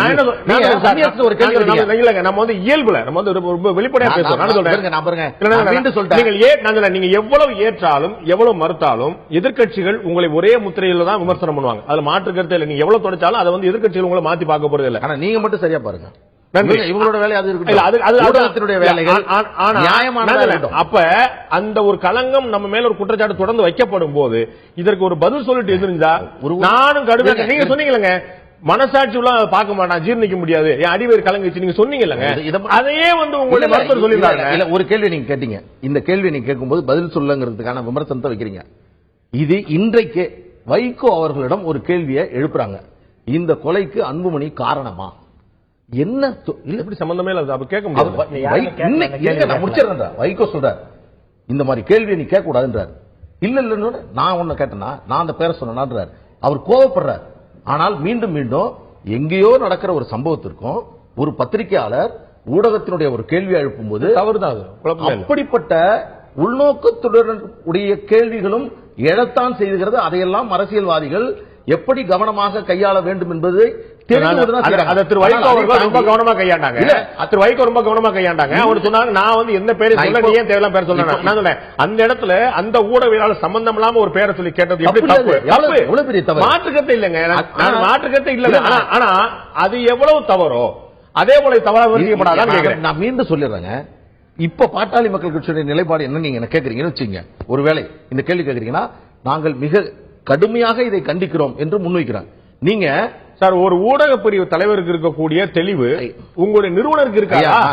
ரெண்டு இடத்துல அவருடைய குரலாத்தான் நீங்க ஒலிக்கிறீங்க. ரெண்டு இடத்துல சொல்லிட்டீங்க. என்ன சொல்றீங்கன்னா அவருடைய குரலாத்தான் நீங்க ஒலிக்கிறீங்க. ஒரே நிமிஷம் நான் சொல்றேன், இது உங்களுடைய தனிப்பட்ட கருத்து. பாட்டாளி மக்கள் கட்சியினுடைய பிரதிநிதியாக இங்கே அமர்ந்திருக்கிறேன். எந்த இடத்திலும் என்னுடைய கட்சியை தாண்டி கருத்து சொல்லக்கூடிய அளவிற்கு நான் ஒன்றும் பெரிய அளவு மிக முக்கியமானது. இதே மேடையில் பிரிச்சு பார்க்காதீங்க. இதே மேடையில் இந்த இடத்துல உட்கார்ந்து இருக்கக்கூடிய இந்த தகுதியை கொடுத்தது இந்த இயக்கம். அந்த இயக்கத்தினுடைய பிரதிநிதியாக இங்க உட்கார்றேன். தனிப்பட்ட முறையில் சொன்ன நீங்க பாஸ், வேற யாரும் கிடையாது. அந்த கருத்தை நீங்கள் சொல்வதன் மூலமாக பாமகவுக்கு வேற செய்தி இருக்கு, பாலுவுக்கு வேற கருத்து இருக்கு. பெரிய எண்ணம் உருவாகினால் அதற்கு நீங்கள் காரணமாக இருக்க முடியும், வேற யாரும் கிடையாது. ஏன்னா தனிப்பட்ட முறையில் நான் சொல்றேன் சொன்ன நீங்க. நான் மீண்டும் பதிவு செஞ்சிடறேன். என்னன்னா, உங்களுடைய நிறுவனர் பதில் சொல்லல, எங்களுடைய நிறுவனர் பதில் சொல்லல. இப்ப நீங்க ஒரு கேள்வி கேட்டீங்க, நான் கேட்கிறேன். இந்த கேள்வி என்ன கேட்டீங்க? நான் கேட்கிறேன், காங்கிரஸ் இன்னைக்கு ராகுல் காந்தி இதுக்கு ஹைதராபாத் வந்துட்டு போனார். இன்னைக்கு இவரை பார்த்து இபிகேஎஸ் இளங்கோவை பார்த்து அதுக்கு இவரு ராகுல் இதுக்கு வருவாரா என்று யாராவது போய் கேள்வி கேட்டாங்களா? கேட்கலாம். ஒண்ணு. கேட்கலாமே. திரு ஈவிகே இளங்கோவன் அவர்களை பார்த்து ஒரு நிமிஷம் கேளுங்க. திரு ஈவிகே இளங்கோவனை பார்த்து 2008 சேலத்தை சேர்ந்த செந்தில் என்ற ஒரு தலித் வாலிபன் இதே ஹைதராபாத்ல பல்கலைக்கழகத்துல தற்கொலை பண்ணிக்கிட்டான். அப்ப நீங்க எங்க போய் நான் கேட்டேன். நீங்க கேட்டீங்க. ஆனா கேட்கிறேன், பாட்டாளி மக்கள் கட்சியை தொடர்புபடுத்தி அவங்கள்ட்ட இந்த கேள்வியை பெறணும்னு துடிக்கக்கூடிய ஊடகங்கள் திமுகவிடம், அண்ணா திமுகவிடம், காங்கிரஸ் கிட்ட, கம்யூனிஸ்ட் யாரிடமாவது இந்த கேள்வியை அவர்கள் கேட்டு அதற்கான விளக்கத்தை பெற்றிருக்கிறார்களா என்பதை உங்களுடைய மனசாட்சிக்கு கூறுறோம். நான் பெறலங்கிற சொல்லும் போதே உங்கள்ட்ட தெளிவா நான் சொல்றேன், உங்கள் மீது மட்டும்தான் எதிர்க்கட்சிகள் மாற்று கட்சிகள் இந்த விமர்சனத்தை வைக்கணும். திமுக அதிமுக மேல யாரும் வைக்கல. அது நீங்கள் விரும்பியோ விரும்பாமலோ ஏற்படுத்தப்பட்ட ஒரு விஷயம். அது அதை மறுக்க முடியுமா? நீங்க இன்னைக்கு மாற்றம், முன்னேற்றம், அன்புமணி, வளர்ச்சி பத்தி தான் பேசுறீங்க, யார் மறுக்கல. ஆனால் இந்த அடையாளம் என்பது நீங்கள் எவ்வளவு முயன்றாலும் எதிர்க்கட்சியால் மாற்ற முடியாதா இருக்கு. அவங்க எங்க போனாலும் உங்களை அங்கதான் அடையாளப்படுத்துறாங்க. அப்ப உங்களுக்கு ஒரு கூடுதல் ரெஸ்பான்சிபிலிட்டி இருக்குதா இல்லையா? நான் அவ்வளவுதான் பாக்குறேன். இதை நீங்க நல்லா கவனமா நீங்க சொல்லிட்டு இப்படி எல்லாம் எதிர்க்கட்சி பண்ணுது, இது மாதிரிலாம் வருது என்று சொன்னால் இப்படி சொல்வதாலேயே நாங்கள் எல்லாம் குற்றவாளியா? குற்றவாளி நியாயம் சொல்றேன். உங்களுக்கு கூடுதல் பொறுப்பு, இதை கண்டிக்க வேண்டிய கூடுதல் பொறுப்பு எல்லா கட்சி தலைவரும் எப்படி இருக்கிறதோ அதே போல கூடுதல் பொறுப்பு உங்களுக்கு இருக்கலையான்னு கேட்கிறேன். இன்றைக்கு மதுரையில திரு அன்புமணி ராமதாஸ் அவர்கள் அவரிடம் பத்திரிகையாளர்கள் கேள்வி கேட்கின்ற பொழுது இந்த செய்தியை சொன்னதாக நான் அறிந்தேன். அவர் வந்து இதை கண்டனம் தெரிவித்து சொன்னதாக அறிந்தேன். எங்கள் கட்சியினுடைய நிறுவனர் அந்த செய்தியை மிக தெளிவாக, ஒருவேளை நான் பார்க்கல, அதை சொல்லி அதனுடைய பொருளை அவர் உணர்ந்திருந்தால் நிச்சயமாக தமிழ்நாட்டில் எல்லா வாக்குகளை எல்லாம் கடந்து விட்டு கண்டிக்கக்கூடிய ஒரு தலைவராகத்தான் எங்கள் மருத்துவரை அவர்கள் இருப்பார்கள். திரு கண்ணதாசன், நான் கேட்க விரும்புற விஷயம், பாமக கண்டிச்சுதா இல்லையா, இதுல விடுதலை சிறுத்தைகளுக்கு என்ன பங்கு இருக்கு அப்படிங்கறதெல்லாம் தாண்டி இந்த நாட்டில் 5 முறை முதலமைச்சராக இருந்த திமுகவுடைய தலைவர், 6 முறை ஆண்ட கட்சி 24 மணி நேரத்துக்கு கடந்து விட்டது அதிகாரப்பூர்வமாக கண்டிக்கப்பட்டதாக நான் அறியல. அப்ப நான் போய் எப்படி ராமதாஸை கேட்க முடியும், அன்புமணி கேட்க முடியும், அவர் சொன்னது போல ஈவிகே இளங்கோவன், ராகுல் காந்தி நபி கேட்க முடியும்? இந்த நாட்டை ஆண்ட ஆள விரும்புகிற திமுகவுக்கு அந்த கண்டனம் வரல. 24 மணி நேரத்துக்கு கடந்து போயிருச்சு. அதாவது கொலைகள் இல்லை, இந்த கொலை மட்டுமல்ல, எந்த கொலையும் கண்டிக்கப்பட வேண்டிய ஒன்று என்பதுதான் திராவிட முன்னேற்ற கழகம். பாத்தீங்கன்னா நண்பர்கள் பேசும்போது சொன்னாங்க, இந்த மாதிரி வந்து உணர்வுபூர்வமாக நடக்க கண்டிக்கப்பட வேண்டியது. அதாவது இங்க பாருங்க, ஒரு குறிப்பாக நாங்க சொல்றோம்னு சொன்னா இது கண்டிக்கப்பட வேண்டிய ஒன்று. 10-11 நான் சொல்றேன், நாம இப்ப பேசிட்டு இருக்கக்கூடிய இந்த சந்தர்ப்பத்தில் தமிழ்நாட்டில் ஒரு 3 கொலை நடந்திருக்கும் ஒட்டுமொத்தமா 24 ஹவர்ஸ்ல. ஒவ்வொரு நாளும் சராசரி 2-3 கொலைகள் தமிழகம் முழுக்க நடந்துகிட்டே இருக்குது. இது வந்து தமிழகத்துடைய சராசரி, தேசிய சராசரி நடந்துகிட்டே இருக்கு. கொலைகள் நடக்காமல் நீங்க பேசி நான் பேசுற யாரும் தடுத்துட முடியாது. ஆனால் இது வழக்கமாக நடக்கக்கூடிய ஒரு விபத்து போன்ற கொலையா? அங்க ஒரு கொலை நடந்து அப்படி சொல்லக்கூடிய கொலையா? இல்ல இல்ல, இதை நான் வந்து வெளிப்படையா சொல்றேன் உங்களுக்கு. நண்பர் வன்னியரசு பேசும்போது சொன்னாங்க, குறிப்பாக தலித் சமூகங்கள் தான் இந்த மாதிரி நடக்குது சொல்லிட்டு. எனக்கு அறிந்து சரியில் ஒரு வழக்கறிஞர் ஒருத்தரை பார்க்கிறேன், கொலை கூட்டத்துக்காக வந்திருக்கிறார். அவர் தலித் சமுதாயத்தை சேர்ந்தவர். யாரை கொலை பண்ணாங்க அப்படின்னு சொன்னா, இன்னொரு சமுதாயத்தை சேர்ந்த ஒரு நபர், அவர் தலித் சமுதாயத்தை சேர்ந்தவர், தனது மகள் இன்னொரு சமுதாயத்தை சேர்ந்தவரை திருமணம் செய்து கொண்டதற்காக கொலை செய்துட்டு வந்ததா சொன்னார்.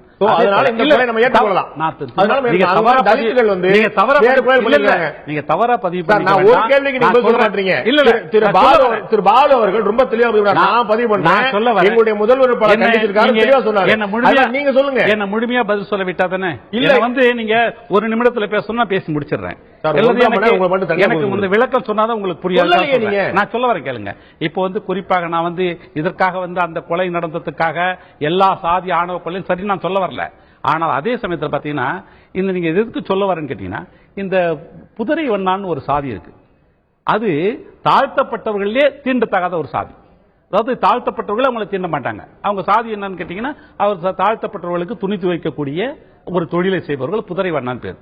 எனக்கு செங்குன்றம் பகுதியில் இந்த ஒரு தாழ்த்தப்பட்ட பெண் ஒருத்தி அந்த புதுரைவண்ணான் வகுப்பை சேர்ந்த ஒரு பையனை திருமணம் செய்தால் கொலை செய்யப்பட்டிருக்காங்க. எதுக்கு நம்ம சமூகத்தில் பெண்களை ஒரு கௌரவத்தின் அடையாளமாக பார்ப்பதால் தான் இத்தகைய பிரச்சனைகள் வருதுன்றதுக்காக நான் சொல்ல வரேன். இது எல்லாம் ரொம்ப நீங்க அற்புதமா எதனால் நடக்கு, எப்படி திரு பாலு அவர்கள் பல காரணிகள் இருக்குன்னு சொன்னாங்களோ, நீங்களும் ஒரு ஆய்வு பண்றீங்க. நான் உங்களுடைய ஆய்வை வரவேற்கிறேன். நான் கேட்கிறது திராவிட முன்னேற்ற கழகம் என்ன சார், அவர் பேசுறா தனிப்பட்ட முறையில் பேசுறா, நீங்க பேசுறா வழக்கறிஞரா பேசுறீங்க, யாராவது கட்சிக்காக வாங்க. திமுக ஏன் கண்டிக்கவில்லை?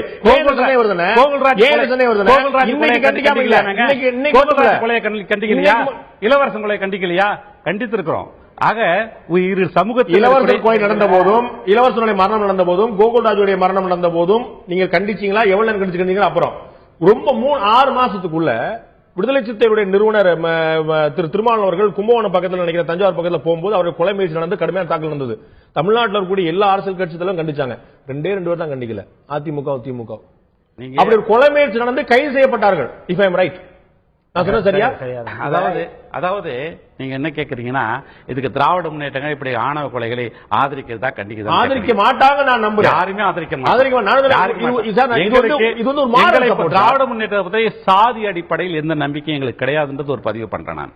எந்த சாதிக்கும் குறிப்பாக ஒரு கருத்தை சொல்லிவிட்டு இந்த சாதி பெரியதா அந்த சாதி பெரியதா என்ற கருத்தை சொல்லி சாதிக்குள் பிரச்சனை உருவாக்காமல் இருப்பதா திராவிட முன்னேற்றத்தை. ஒரு தேர்தல் பிரச்சாரத்தில் நினைவருக்கு தேனி பக்கத்தில் நினைக்கிறேன் திமுக சொன்னார், சிங்கங்கள் நடமாடலாம், சிறுத்தைகள் நடமாடக்கூடாதுன்னு சொல்லி கேட்டிருந்தார். அப்ப அது எதை அடையாளப்பட்டு சொன்னாருங்க அவருக்கே தெரியும். பொருள் எப்படி வேணாலும் எடுத்துக்கலாம், எப்படி எடுத்துக்காங்க ரொம்ப தெளிவா உங்களுக்கு தெரியும் சார்.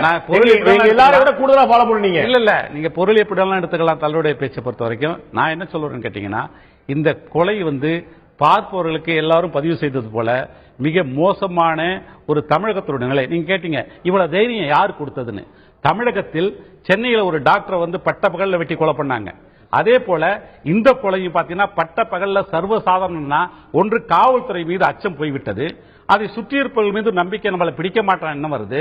இப்படி சட்ட ஒழுங்கு மிக சீர்குலைவதற்கு காரணமாக இருந்தது யார் என்பதை இங்க பார்க்கணும். அவங்க அந்த கேள்வி நிச்சயமா ஏற்கனவே புகார் கொடுத்துருக்காங்க. எனக்கு என்ன கேள்வினா அதுதான் என்னோட குழப்பமே வருது. நான் அது மையப்படுத்த விரும்புவதுதான் பிரதான கட்சிகளே இதை ஊக்குவிக்கிறாங்களோ எனக்கு பெரிய சந்தேகம் வருது. இதெல்லாம் அமைதியா வேடிக்கை பார்க்கிற மூலமா ஒரு வெகுண்டெழுந்து கண்டிக்க வேண்டிய ஒரு விஷயத்தை மேம்பக்கமா பார்த்துட்டு ஆமா பல கொலை நடக்கின்றன, பல காரணங்கள் இருக்கின்றன, அது தாழ்த்தப்பட்டவர்கள் இன்னும் தாழ்த்தப்பட்டவர்கள் கொல்லப்படுறாங்க. இல்ல ஆனா அதை காரணம் என்ன சொல்லுங்க, இப்படி பல்வேறு கொலைகள் நடக்கின்றன. இப்படிப்பட்ட ஆணவ கொலைகளுக்கு காரணம் உணர்வுபூர்வமானதா நிறைய இருக்குன்னு நான் சொல்ல வரேன். நான் அதுக்காக தான் அதை நடத்தக்கூடியது ஒரு எமோஷனல் கொலை ஆகாது சார். நீங்க ஒரு வழக்கறிஞர், நீங்க சிறையில நூற்றுக்கணக்கான கைதில நீங்க அன்றாடம் பார்க்கக்கூடியவர். சோ எமோஷனல் நடக்கக்கூடிய விஷயத்துக்கும் திட்டமிட்டு நடக்கக்கூடிய விஷயத்துக்கும் நீங்க ஒரே மாதிரி பார்க்க முடியாது. இதுல இந்த வீடியோ பதிவுகள் இருந்தது, கேமரா பதிவுகள் இருந்தனால கண்டுபிடிச்சிட்டீங்க. இது இல்லாத எத்தனை கொலைகள் இதை விட கொடூரமான கொலைகள் நடைபெற்றிருக்கின்றன. அதுக்கெல்லாம் சாட்சியங்கள் இருக்குதா? இல்ல. ஆனால் எந்த கொலையா இருந்தாலும் அது கொலை கொடூரமானதுதான் நாங்க எடுத்துக்கிறோம். அந்த வகையில் பார்க்கும் பொழுது இந்த கொலையை நாங்க கண்டிப்பா கண்டிக்கிறோம். இப்படிப்பட்ட கொலைகள் அனுமதிக்கப்படத்தக்கதல்ல. முதல் கட்ட கேட்டு வந்தேன் ரொம்ப நேரமாச்சு. திரு பாண்டியராஜன், இந்த எல்லா விமர்சனங்களுக்கும் அதிமுக அப்பாற்பட்டதல்ல. இன்னும் சொல்ல போனால் ஆளுங்கட்சியாக இருக்கக்கூடிய அதிமுகவுக்கு இங்க இருக்கக்கூடிய யாரையும் விட கூடுதல் பொறுப்பு உண்டு. நமக்கு கிடைத்த தகவலின்படி அந்த குடும்பத்துடைய வாக்குமூலத்தின்படி அவர்களுக்கு கொலை மிரட்டல் ஏற்கனவே இருந்திருக்கிறது. அவர்கள் தங்களுக்கு அச்சுறுத்தல் எழுத்துப்பூர்வமாக காவல் நிலையத்தில் புகார் செய்திருக்கிறார்கள். அவர்கள் சொன்ன தகவலின்படி மிரட்டல் இருக்கத்தான் செய்யும். ஏதாவது வச்சு செஞ்சாங்கன்னு நாங்க பொறுப்பு கிடையாது, நீங்க கவனமா போக வர பார்த்து இருந்துக்கன்னு சொல்லிட்டு ஒரு சாதாரணமான எச்சரிக்கை கூட முடிஞ்சிருக்கு. சோ முதல் பொறுப்பு எடுக்க வேண்டியது இந்த அரசா இல்லையா? என்னை பொறுத்த வரைக்கும் முதல்ல இந்த நிகழ்ச்சி நடந்தது மிக மிக வன்மையாக கண்டிக்கக்கூடிய ஒரு விஷயம். எங்களை பொறுத்த வரைக்கும் அனைத்து இந்திய அண்ணா திராவிட முன்னேற்ற கழகத்தை பொறுத்த வரைக்கும் நிகழ்ச்சி நடந்து 1 மணி நேரத்தில் 6 பேரை பிடிச்சிருக்கிறாங்க. அது அங்க சரண்டர் ஆனவங்க தவிர 6 பேர் முழுமையாக அரெஸ்ட் பண்ணப்பட்டு விட்டார்கள். அது மூலம் போன பிடிச்சோம்னா 6 பேர்ல 60 பேரும் சுத்தி அழகா எல்லாரும் பார்த்திருக்காங்க. எவிடன்ஸ் இருக்கு. அங்க எவிடன்ஸ் எதனால வந்ததுன்றது உங்களுக்கு தெரியும். தமிழகத்தில் அனைத்து இடங்கள்லயும் முக்கிய இடங்கள்ல இன்னைக்கு அந்த வீடியோ சிசிடிவி பொருத்தப்பட்டு இருக்கிறது. அதெல்லாம் எடுத்து செஞ்சது இந்த அரசாங்கம் தான். ஆனால் இது ஒரு சட்ட ஒழுங்கு அப்படின்னு பாக்குறப்போ கண்டிப்பா இது தமிழக காவல்துறைக்கு இது ஒரு சறுக்கல் தான். ஆனா அதே நேரத்தில் ஓவராலா இப்ப சட்ட ஒழுங்கு இதனால எல்லாம் சட்ட ஒழுங்கு கெட்டு போச்சு அந்த மாதிரி ஒரு ட்ராக் கொடுக்கிறது சரியில்லை. தைரியம் ஒரு கொலை நடக்குது, அவர்கள் கைது செய்யப்படுகிறார்கள். இது மிகப்பெரிய அளவில் வரவேற்கப்பட வேண்டிய விஷயம். சுருக்கமான 24 கைது நடக்குது. ஆனா நான் கேட்கறது கைதோ கொலையோ அல்ல, 2 மணி நேரங்கள்ல கைது. அந்த துணிச்சல் எப்படி வந்துச்சு நான் கேட்கிறேன். பாருங்க, நின்று நிதானமா போறாங்க, துணிச்சல் எப்படி வருது? நீங்க பாருங்க, சாதி ஆணவ கொலைகள் இப்ப உருமாற்றப்பட்டிருக்கிற இந்த ஆனர் கில்லிங்ஸ் எடுத்துக்கிட்டீங்கன்னா தமிழகத்துல அவங்க சொன்ன மாதிரி 83 கொலைகள் அப்படின்னு சொல்லி இருக்கிறாங்க இந்த 5 வருடங்கள்ல. நீங்க தயவுசெய்து முதல்ல நீங்க என்னதை பார்க்கணும்னா, என் மானம் போயிடுச்சு அப்படின்ற உணர்வு இதுல இருக்கிற ஆட்களுக்கு, இதுல இந்த கொலை நிகழ்ந்த ஆட்கள் எல்லாமே இந்த கொலைகள் எடுத்து பாத்தீங்கன்னா ஏமானம் போயிடுச்சு, எப்படி மூஞ்சல் முழிக்கிறது, இந்த மாதிரி வேலைகளாக தான் கொண்டிருக்காங்க. இந்த இடத்துல காசு கொடுத்து ஆள் வச்சு கொண்ட கொலைகள் குறைதான். அவர் மானம் போயிடுச்சுன்னா அவரை பாத்துக்கிடுவாரா, அடுத்த பிள்ளைகளை அடுத்த குடும்பத்தை கொள்வாரா சார்? பாருங்க, ஆனா நடந்துட்டு இருக்கிறது நம்ம வந்து ஒண்ணு இது நடக்கக்கூடாது. இது ஒரு சமுதாய ரீதியான ஒரு பிரச்சனை. நாலு பேர் பேசிட்டு இருக்கும் போது சார் உணர்ச்சிப்பட்டு ஒரு தகராறு வந்துடும். அது எங்கனாலும் போய் முடியலாம். இது வந்து ஏற்க முடியாது என்றாலும் புரிந்து கொள்ளக்கூடியது. ஆனால் பட்ட பகல்ல நின்னு பைக்கை ஸ்டார்ட் பண்ணி கொண்டு போறான்னு அவனுக்கு மனதுல அச்சமே இல்ல. சொல்லப்பட்டிருக்கு 15 நாள்ல ஜாமீன் கள்ள வெளியே வந்துடலாம். பெரிய பெரிய கொலையை பண்ணவெல்லாம் வெளியே வந்துட்டான், நம்மளும் வெளியே வந்துடலாம், அவன்லாம் இல்லையா இவன்லாம் இல்லையா, ஒரு பிரச்சனை கிடையாது, நான் கொண்டு வரேன்னு சொல்லி அவ்வளவு தைரியம் கொடுக்கப்பட்டாதான் இப்படி பைக்கை ஒருத்தர் ஸ்டார்ட் பண்ண முடியும். இந்த குறிப்பிட்ட கொலையை பொறுத்த வரைக்கும் இரும்பு கரம் கொண்டு அவர்கள் டீல் பண்ணப்பட்டிருக்கிறாங்க. யாருமே அதுல அந்த இன்சிடென்ட்ல இருந்தவங்க யாரும் வெளியே தப்பி போயிடல. எத்தனையோ கொலைகள் இப்ப இந்த தமிழகத்தை பொறுத்த வரைக்கும் மொத்தத்துல கொலைகள்னு பாத்துக்கிட்டீங்கன்னா சிறுக சிறுக குறைந்து கொண்டு வருகிறது. இது நிஜம்.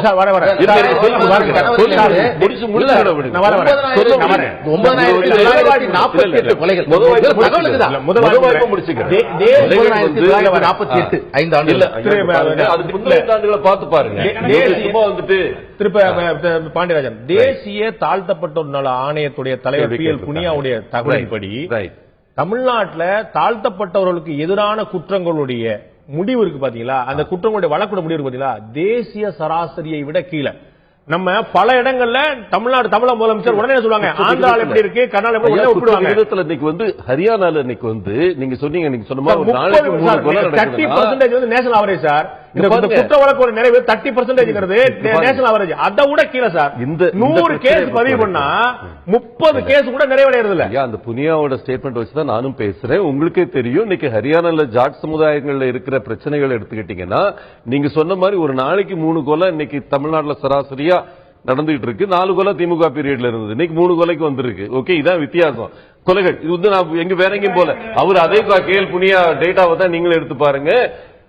ஒரு சின்ன மாநிலமான ஹரியானால கூட இதை விட அதிகமா நடக்குதுன்றது அவரே ஒப்புதல் வாக்குமூலம் தரது. நீங்களே பேப்பரை பாக்குறப்ப உங்களுக்கு தெரியும் என்ன மாதிரி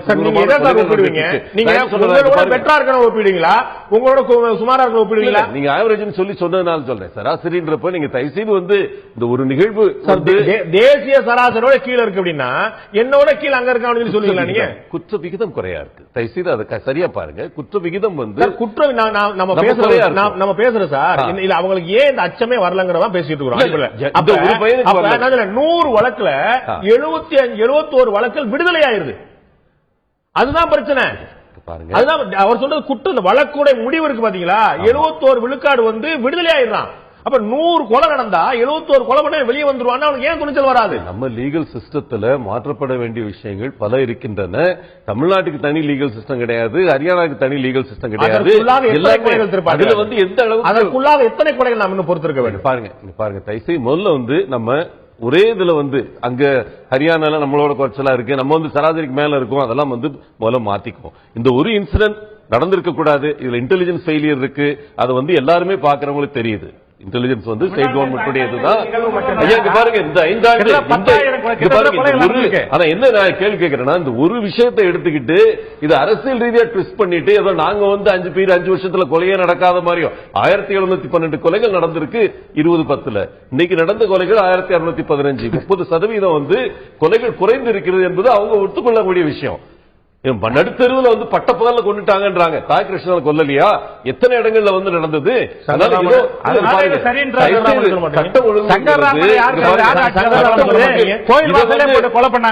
ஒரு எடுத்துக்கிட்டு பாருங்க, இதுல இருக்கிற சமுதாய பிரச்சனை நான் முழுக்க உணர்றேன். அனைத்து இந்திய அண்ணா திராவிட முன்னேற்ற கழகத்தை பொறுத்த வரைக்கும் இந்த மாதிரி கொலைகளையோ இந்த மாதிரி சாதிய ஆணவத்தையோ எந்த இடத்துலயும் வந்து அவங்க வந்து சப்போர்ட் பண்ணது கிடையாது. கண்டிப்பா வந்து அதுல இருந்து யாருக்கும் மாற்றுக்கிறது கிடையாது. ஒரு இயக்கமாக, ஒரு தன்னிகரற்ற இயக்கமாக எந்த இடத்துலயும் வந்து சாதியை வச்சு ஒருத்தவங்க வந்தாங்கன்னா அவங்க கட்சிக்குள்ள மேல வர முடியாதுன்றது எல்லாருக்கும் தெரிஞ்ச விஷயம். அனைத்து இந்திய அண்ணா திராவிட முன்னேற்ற எத்தனையோ இடங்கள்ல வந்து மரியாதைக்குரிய அண்ணன் வந்து இந்த ஒரு சம்பவம் சொல்றாரு. இதே சட்டசபையில மரியாதைக்குரிய OPS அவர்கள் சொல்லும் பொழுது இது வந்து நடக்கல அப்படிங்கறத வந்து சொல்றாங்க.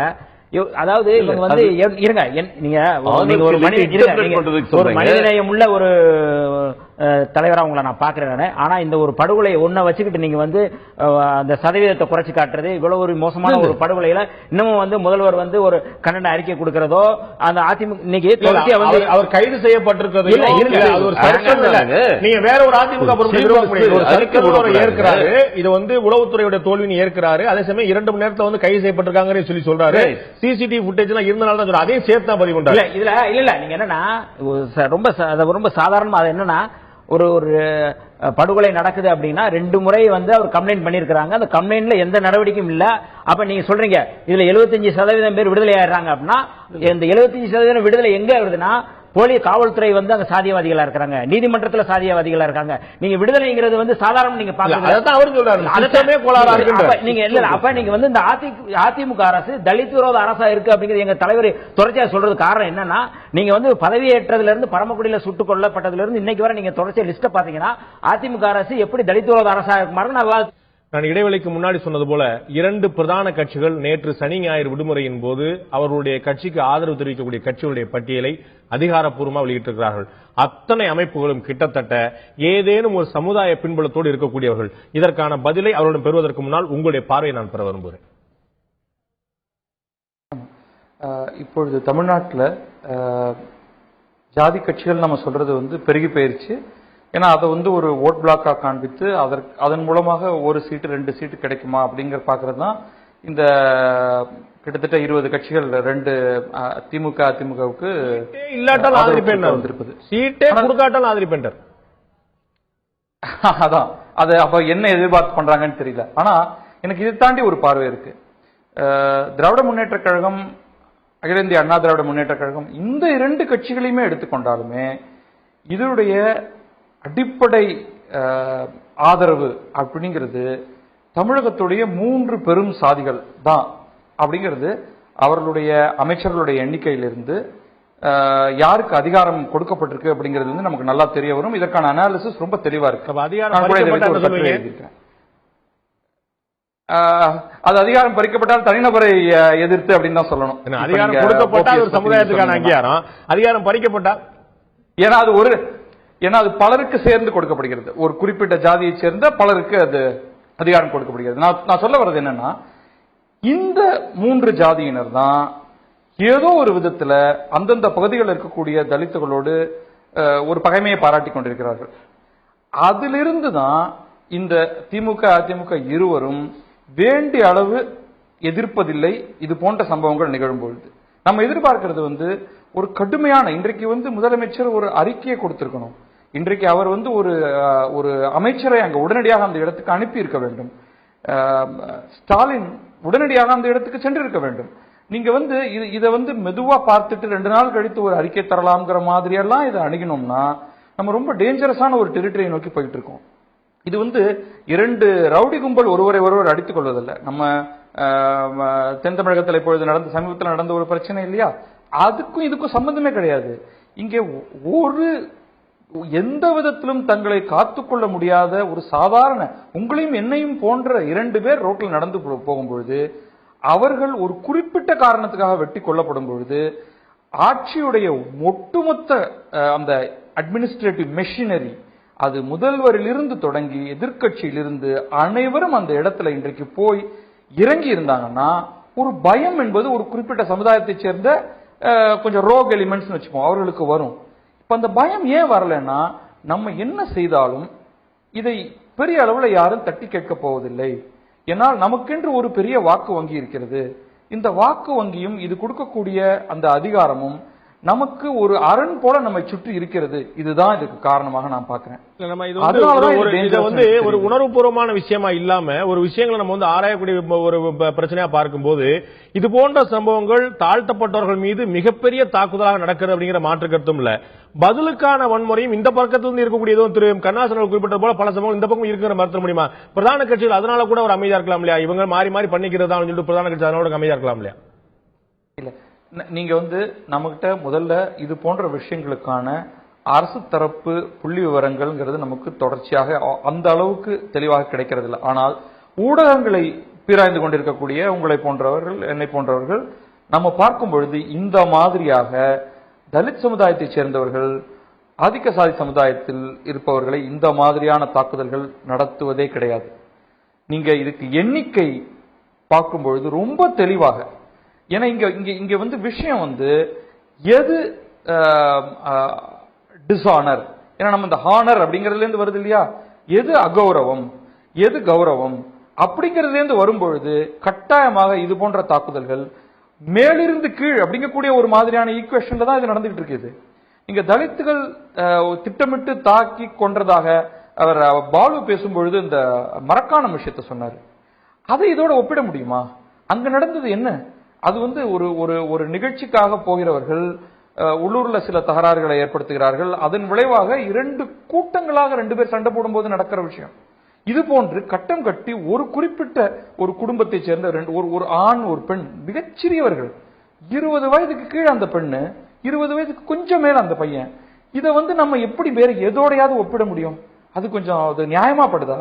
இது இவ்வளவு மோசமான ஒரு நிகழ்ச்சிக்கு காரணமே இதை வந்து ஒரு ஸ்பெக்டக்கல். இதுதான் இந்த பாயிண்ட். இது ஏன் வந்து பப்ளிக்கா இது நடக்குது? இது பப்ளிக்கா நடக்கிறதுக்கான ஒரு அடிப்படையான ஒரு விஷயமே ஒரு மெசேஜ் அனுப்பப்படுது. இன்னொரு முறை எங்களுடைய சமூகத்தை சேர்ந்தவர்களிடம் இந்த மாதிரி நீங்க வாலாட்டினால் இப்பொழுது நீங்கள் பார்ப்பதுதான், இப்ப நாங்க வந்து படமே எடுத்துட்டோம், நாங்க எடுக்கல சிசிடிவி எடுத்துருச்சு அப்படிங்கிற ஒரு ஆக்ரோஷமான ஒரு பதில் இதுதான். இது வந்து செயலுடைய எக்ஸ்ட்ரீம் ஹேட் கிரைமா மாத்துது. இதை நம்ம கேட்போம் திரு பத்ரி. நான் திரு பாண்டியராஜன் அவர்கிட்ட கேட்க விரும்புறது, நான் ஏற்கனவே சுட்டிக்காட்டியது போல அதிமுகவுடைய தலைமை நிலையம் வந்து அதிகாரப்பூர்வம் அனுப்பப்பட்ட பட்டியலில் முதலமைச்சருக்கு சந்தித்து ஆதரவு தெரிவித்தவருடைய பட்டியல் பார்த்தா ஒவ்வொருத்தரும் ஒவ்வொரு சமுதாய பின்புலத்தை சேர்ந்தவர்கள், ஒவ்வொரு சமுதாயத்தை சேர்ந்தவர்கள், பகிரங்கமாக அறிவிக்க தயங்காதவர்கள். அப்ப ஆளும் தலைமை இது போன்ற விஷயங்களை ஊக்குவிக்குமானா? உங்களுக்கு வந்து தேமுதிகவோட கூட்டணி தேவைப்படல, உங்களுக்கு பாமகவோட கூட்டணி தேவைப்படல, பாஜகவோட கூட்டணி தேவைப்படல, தமாக கூட்டணி தேவைப்படல, பெரிய பெரிய கட்சியில அறியப்பட கட்சிகளுடைய கூட்டணியை தேவைப்படலன்னா இது போன்ற சமுதாயம் போல இந்த சமுதாய பின்புலத்தை காப்பதற்கு ஆளுங்கட்சியும் எதிர்கட்சியும் இருக்கிறது என்ற ஒரு தவறான மெசேஜ் கொடுக்கலையா? அனைத்து இந்திய அண்ணா திராவிட முன்னேற்ற கழகத்தை பொறுத்த வரைக்கும் அதனுடைய 1972 இருந்து அவங்க ட்ராக் ரெக்கார்டு எடுத்து பாத்தீங்கன்னா எப்பவும் வந்து ஜாதி கட்சிகளுக்கு அவங்க டிபெண்டா இருந்ததா சரித்திரமே கிடையாது. இப்ப அவங்க பத்ரி சொன்ன ஒரு கருத்து வந்து அதிமுக வந்து இந்த இயக்கங்களை சார்ந்து இருக்கிறது யாருமே சொல்லல.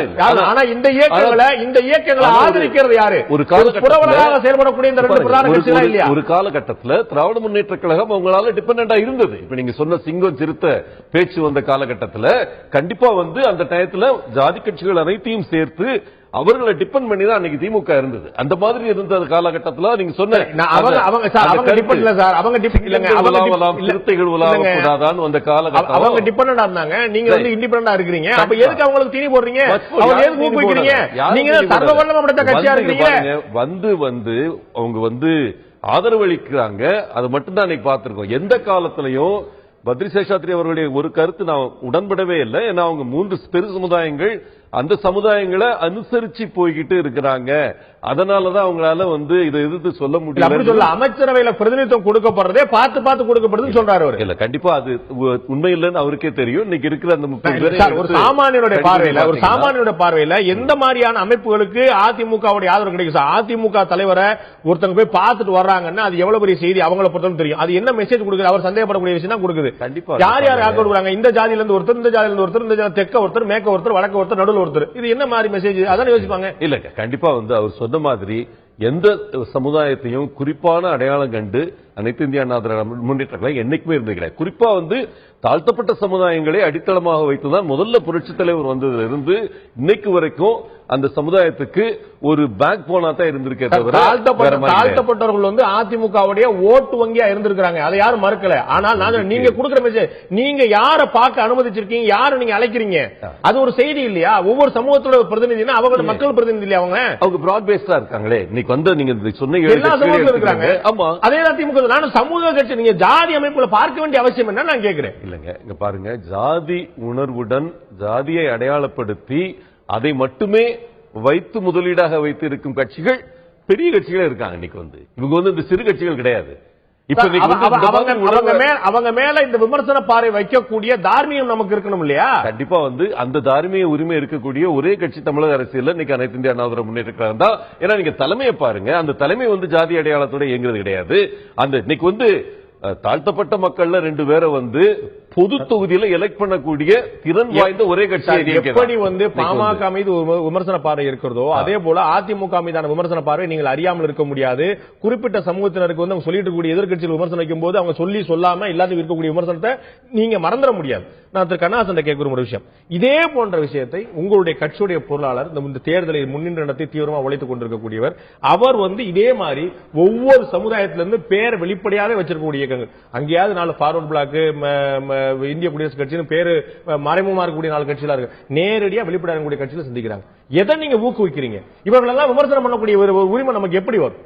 திராவிட முன்னேற்ற கழகத்தை ஒரு குறிப்பிட்ட சாதியை சார்ந்த கட்சியை யாருமே அடையாளப்படுத்த முடியாது. ஏன்னு கேட்டீங்கன்னா, ஆனா பல சாதிகள் அடங்கிய கட்சி நிச்சயமாக. காரணம் கேட்டீங்கன்னா, திராவிட முன்னேற்ற கழகம் துவங்கிய காலத்திலிருந்து தாழ்த்தப்பட்ட, பிற்படுத்தப்பட்ட சிறுபான்மையின மக்களை உள்ளடக்கிய ஒரு கட்சியாக, அவருடைய நலனுக்கான கட்சியாக, கட்சியாக தான் இருந்தது. என்னுடைய நினைவு சரியா இருக்குமா, 2006 நினைக்கிறேன்.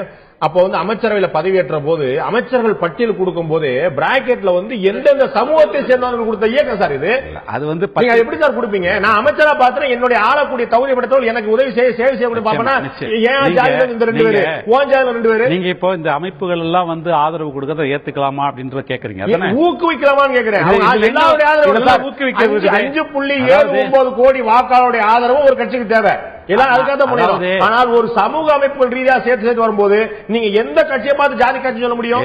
அதிமுக திமுக செஞ்சா ஜாதி கட்சி கிடையாது, மத்தவங்க செஞ்சா ஜாதி கட்சியா? நீங்க அடிப்படையா புரிஞ்சுங்க. இந்த தேர்தலை ஒட்டி பல்வேறு நல அமைப்புகள், பல்வேறு கட்சி அமைப்புகள் எல்லாம் வந்து ஒரு கடிதம் கொடுத்து உங்களுடைய ஆதரவை தெரிவிக்கிறேன்றாங்க. அந்த ஆதரவை ஏற்றுக்கொள்கிறோம் சொல்லி இன்னும் சந்தித்தார்னு ஒரு செய்தி சொல்லுது. நான் சமூக பின்புலத்தோட வந்து நிக்கிறவங்கள ஜாதி பின்புலத்தோட வந்து நிக்கிறோம். நீங்க 2 கட்சிகளும் ஊக்குவிக்கிறதால அவங்க அந்த துணிச்சல் வருது. அவர்கள் அந்த துணிச்சல் எப்படி வரும்? தமிழகத்தில் இந்த சாதி பாகுபாடு ஒழியும்போது இந்த பிரச்சனை வராது நிச்சயமாக. அது எப்பொழுது? அது வரைக்கும் இப்படிப்பட்ட அமைப்புகள் இருக்கத்தான் செய்யும். இந்த அமைப்புகளுடைய ஆதரவும் ஒரு அரசியல் கட்சிக்கு தேவை. நீங்க வெளிப்படையா அப்படித்தான் கொலையெல்லாம் நடக்கும் சொல்லிடலாம். எளிமையான விஷயம் இல்ல, ரொம்ப எளிமையான விஷயம். நீங்க மொட்டத்தலைக்கு முழங்காலுக்கு முடிச்சு போறீங்க. இதுக்கும் ஒரு அமைப்புகள் வந்து ஆதரவு கொடுக்கறதுக்கும் கொலை நடக்கிறது ஆதரிக்கிறது என்ன சம்பந்தம்? அந்த சமூகத்தை ஏன் ஊக்குவிக்கிறீங்க? ஒவ்வொரு சமூக கொலை செய்து எந்த சமூகத்தை ஊக்குறாங்கன்னு சொல்லுங்க. நீங்க திராவிட முன்னேற்ற கழகமும் அனைத்து அண்ணா திராவிட ஒரு சமூக சார்ந்த கட்சிகளா? சமூக சார்ந்த கட்சிகளா? நீங்க ஆதரவு கொடுத்த கட்சியெல்லாம் கொலை ஊக்குவிக்கிற கட்சின்னு சொல்றீங்களா? அந்த ஒவ்வொரு சமூகத்துக்கும் ஒரு பின்புலம் இருக்கு சார். ஒவ்வொருத்தரும் ஒண்ணு கொலையா இருக்கிறாங்க, இல்லாட்டி கொலை செய்து குற்றச்சாட்டப்பட்டிருக்காங்க. நீங்க புரிஞ்சுங்க. இந்த நீங்க சொல்லக்கூடிய உண்மையா இருக்குமானால் அத்தனை பேரும் திராவிட முன்னேற்ற கழகத்துக்கு ஆதரவு கொடுக்கறாங்கன்றது உண்மைதானே? நீங்க வந்து கொலை செய்யறவங்க இருக்கிறாங்க. ஒரு விஷயம் கேளுங்க, தலித் இயக்கத்தில இருந்தோ, கவுண்டர் இனத்துல இருந்தோ, நாடார் இனத்துல இருந்தோ, தேவர் இனத்துல ஒருத்தர் வர்றாங்கன்னா அந்த ஒட்டுமொத்த சமூகமும் திமுக அதிமுக அர்த்தம் இல்ல. ஆனால் அங்கிருந்து ஒருத்தர் பிடிச்சு உட்கார வைக்கும் போது என்ன ஆகுது? உன் கட்சிக்கு ஆதரவு தெரியுது, உன் ஜாதிக்கு ஆதரவு தெரியும், நீங்க ஒரு மெசேஜ் பாஸ் பண்ணீங்க. நீங்க அடிப்படையா புரியுங்க. திராவிட யாரையும் பிடிச்சு கொண்டு வைக்கல, அவர்களா தாமாக முன் வந்து தங்களுடைய ஆதரவை தெரிவிக்கிறார்கள். அந்த ஆதரவை ஏற்றுக்கொண்டு நாங்க செயல்படுறோமே தவிர யாரும் இதுக்காக திராவிட முன்னேற்ற கழகம் சாதிய கட்சிகளை ஆதரிப்பதோ இல்ல சாதிய கட்சிகளை ஊக்குவிப்பதோ நீங்க பொருள் எடுத்துக்க முடியாது. ஓகே, அவர் சொன்னாரு ஓபிஎஸ் வந்து முதலமைச்சரா இருந்த போது அந்த ஆணவ கொலைகள் தமிழ்நாட்டில் நடக்கவே இல்லைன்னு. அப்ப சட்டசபையில உட்கார்ந்து வந்த ஒரு திராவிட முன்னேற்ற கழகம். நீங்க அதுக்கு முதல்ல நான் பதில் சொல்ல நினைச்சேன். சட்டசபையில எழுந்து பேச முடியுமா நீங்க நினைச்சு பாத்தீங்களா? பேச முடியாத போதெல்லாம் வெளியில வந்து கண்டனம் தெரிவிக்கிறீங்க. சட்டசபையில பேச முடியாத விஷயம் தெளிவாக தட்டச்சு செய்து சட்டசபையில எந்த கருத்தை பதிவு செய்ய முடியும்? முழுமையாக வெளியே வந்து பதிவு செய்யப்பட்டிருக்கு. குறைந்தபட்சம் நான் சட்டசபை பதிவு செய்ய முடியல, ஜனநாயக நடக்கல வச்சுக்கோங்க, விடுங்க. நான் சொன்னேன் அப்படி செய்ய சந்தர்ப்பம் கிடைக்காத விஷயங்களை பூரா வெளியில வந்து தெளிவா பிரிண்ட் அவுட்டா கொடுக்கப்பட்டிருக்கு. அத்தனையுமே திமுகவுடைய கருத்தா திரு துரைமுருகன், திரு ஸ்டாலின் அத்தனை பேர் இன்னும் முதல்ல சொல்லிருக்காங்க. அப்படி சொல்லப்பட்டிருக்கா? அவங்க என்னங்க கௌரவ கொலை நடக்கலன்னு சொல்றாங்க, அவ்வளவு கொலை நடந்திருக்கு, ஒரு புள்ளி சொல்லிருக்கீங்களா? நீங்க இதை பற்றி முரசொலியில வந்து பல்வேறு கட்டுரைகள் எழுதியிருக்கிறாங்க. இந்த மாதிரி தவறான தகவல்கள் வந்து சட்டப்பேரவையில் சொல்லப்பட்டிருக்கிறதுலாம் நாங்க சொல்லியிருக்கிறோம். நாங்க சொல்லாமலாம் இல்ல. எந்தெந்த சட்டப்பேரவையில என்னென்ன தவறான தகவல்களை 110 சொன்னதெல்லாம் எந்த அளவுக்கு உண்மையோ அதை போல என்னென்ன தகவல் தவறாக தரப்பட்டிருக்கிறதோ அதெல்லாம் முரசொலியில தெளிவா நான் கட்டையா சொல்லியிருக்கோம். அது திராவிட சொல்லாமலாம் கிடையாது. நான் திரு வன்னியரசு இறுதியான கருத்தா தெரிஞ்சுக்க விரும்புறது, கோகுல்ராஜுடைய மரணம் தொடர்பா கிட்டத்தட்ட ஒரு 18 பேர் கைது செய்யப்படுறாங்க. 11 பேர் வந்து இப்ப வந்து பிணையில வெளியில இருக்கிறாங்க. இது போன்ற விஷயங்களை பார்க்கக்கூடிய அந்த சின்ன பசங்க, இதை செஞ்சவங்க, அவர் வந்து திரு பத்ரிசார் சொன்னது போல கொலையுண்டவர் மட்டும் சின்ன பையன் கிடையாது, அதை செய்தவர்களும் கூட ரொம்ப சின்ன பசங்க தான். அவர்கள் மனசுல இதுதான் ஒரு துணிச்சல் ஏற்படுத்திருதா? எவ்வளவு பெரிய பிரச்சனை பண்ணா நம்ம நாளைக்கு வெளியே வந்துடலாம், நம்ம கூட பண்ண பாரு வெளியே இருக்கிறாங்க, அந்த சட்டத்தில் இருக்கக்கூடிய ஓட்டைகள், சிஸ்டத்தில் இருக்கக்கூடிய கோளாறுகள் அவர்களுக்கு இந்த துணிச்சலை கொடுக்கின்றனவா, இல்லாட்டி அந்த சமுதாய அமைப்புகள் மட்டும் தான் துணிச்சல் கொடுக்கின்றனவா?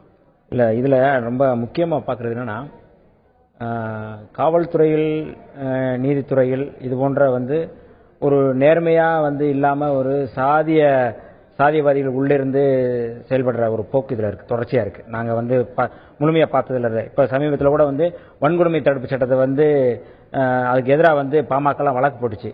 அதை வந்து நீதிபதி வந்து கண்டனம் தெரிவிச்சு அந்த வழக்கை வந்து தள்ளுபடி பண்ணிட்டாங்க. அதாவது ஒரு பாதுகாப்பு வந்து தாழ்த்தப்பட்ட மக்களுக்கு வந்து ஒரு பாதுகாப்பு கொடுக்கிற ஒரு சட்டத்தவே வந்து அதுக்கு எதிராக வந்து சட்டம் வந்து மிஸ்யூஸ் பண்ணப்படுது, இல்லைன்னா அது சட்டத்தை வந்து திருத்தம் செய்யணும் அப்படிங்கிற மாதிரியான ஒரு வழக்கு போட்டாங்க. அது வந்து நாங்கள் வந்து அதில் வந்து இது பண்ணி தாழ்த்தப்பட்டவருக்கு எதிரான அந்த வன்கொடுமை தடுப்பு சட்டம் அப்படிங்கிறது வந்து ஒரு தாக்குதலாகவோ அச்சுறுத்தலாகவோ இல்லாமல் ஜாதியை குறிப்பிட்டான் என்று சொல்லியே பல சமயம் பயன்படுத்தப்படுது.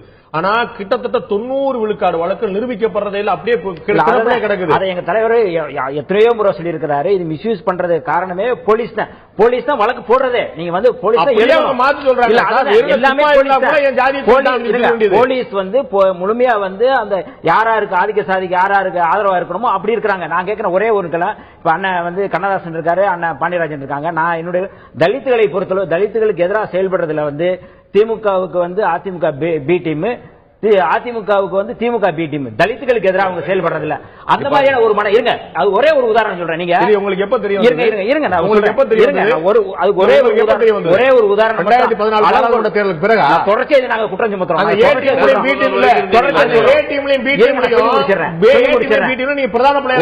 ஒரே ஒரு உதாரணம் சொல்றேன். 14 பாராளுமன்ற தேர்தல் வரைக்கும் இந்த ரெண்டு டீம்லயும் பிரதான பிளேயரா நீங்க தொடர்ச்சியா நாங்க வந்து குற்றம் சுமத்திட்டு தான் இருக்கோம். எப்படின்னா கடந்த முறை இருங்க இந்த நமக்கு நாம பயணம் போனாங்க மு.க. ஸ்டாலின் அவர்கள். அங்க போன முகவை மாவட்டத்தில் போகும்போது முத்துராமலிங்க தேவர் சிலைக்கு மாலை போடுறாரு, இமானுவேல் சேரனுக்கு மாலை போடல. அதிமுக வந்து போனவங்க வந்து அங்க வந்து முத்துராமலிங்க தேவருக்கு சிலைக்கு வந்து தங்க கவசம் போடுறாங்க. இந்த தைரியம் எங்க இந்த இப்படி பண்றது மூலமா எங்க இருந்து தைரியம் வருது நீங்க கேக்குறீங்களா? இந்த தைரியம் இங்கதான் வருது. இவங்க வந்து இப்படி வந்து ஒரு வெளிப்படையா வந்து முழுமையா வந்து சாதியவாதிகளுக்கு அப்புறம் முயற்சி பண்றேன். நீங்க வந்து பெருமாள் கோயிலுக்கு போறீங்க பாத்தீங்களா? அவர் வந்து சிவன் கோயிலுக்கு போல, அவர் பெருமாள் கோயிலுக்கு மட்டும் போனார் பாத்தீங்களா? இதான் ஜாதி விரிஞ்சு சொல்லுவீங்களா? அடுத்தவரை இழித்தோ பழித்தோ பேசினால் அது குற்றமாகும். அவரவருக்கு பிடித்த தெய்வமோ தலைவனோ வழங்குற நீங்க வந்து திருமாவளவன் தான் தலைவர் சொல்லுங்க. ஒரு நீங்க ரன்னிங் அவுட் ஆஃப் டைம் இருந்தாலும் இந்த கேள்வி நான் பதில் தர முயற்சி தான் உங்களுக்கு சொல்றேன். திருமாவளவனை நீங்க ஏற்கிறீங்க, அப்ப கிருஷ்ணசாமி நீங்க புறக்கணிங்க அர்த்தமாகுமா? திருமாவளவன் உங்களுடைய தலைவர், கிருஷ்ணசாமி இன்னும் 2 பேர் தலைவர், அவ்வளவுதான். இப்ப நீங்க வந்து திருமாவளவனுக்கு ஆதரவு தெரிவிச்சு நீ அவர் கிருஷ்ணாமி ஆதரவு தெரிவிக்கணும்னு சொன்ன அர்த்தம் அவர் வந்து எங்கேயாவது அம்பேத்கரையோ இமானுவேல் சேகரையோ ஒரு சமூகத்துல வந்து காலம் ஒரு காலங்காலமா ஒரு ஒடுக்குகிற ஒரு சமூகத்தோட குறியீடா இருக்கிற முத்துராமலிங்க தேவருக்கும் இமானுவேல் சேகரன் அடிமை தளத்திலிருந்து விடுதலையை வென்றெடுக்கக்கூடிய ஒரு தலைவருக்கும் நீங்க வித்தியாசத்தை பார்க்கணும்.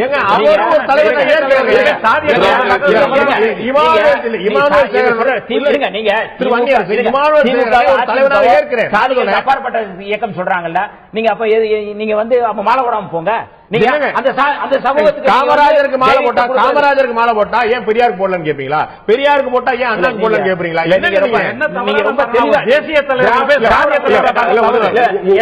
ஒருவரை துதிபாடுவது இன்னொருவரை தூற்றுவதாகாது.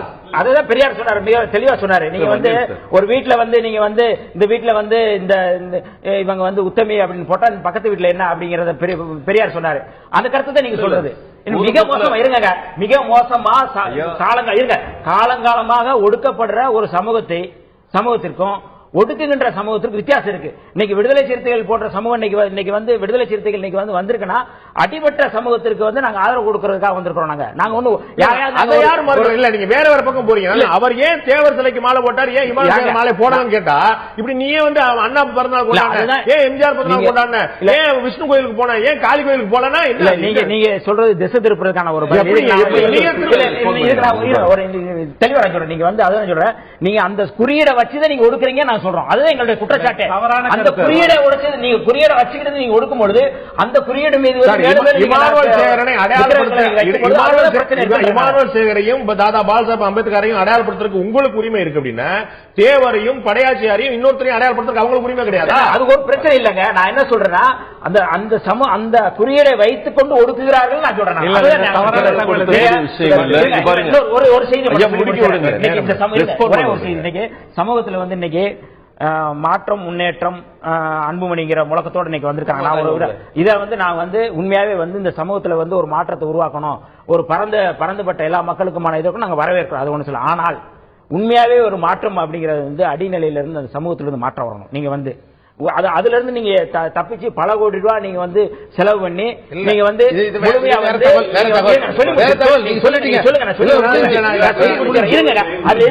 நீங்க புரிஞ்சுக்கோங்க. அதாவது சாதி அடையாளத்தை வந்து நீங்க வந்து போக்கணும். நீங்க சொன்னீங்களா, ஆரம்பத்தில் சொன்னீங்கல்ல, இதை பத்தி ஒரு கண்டனம் தெரிவிங்க.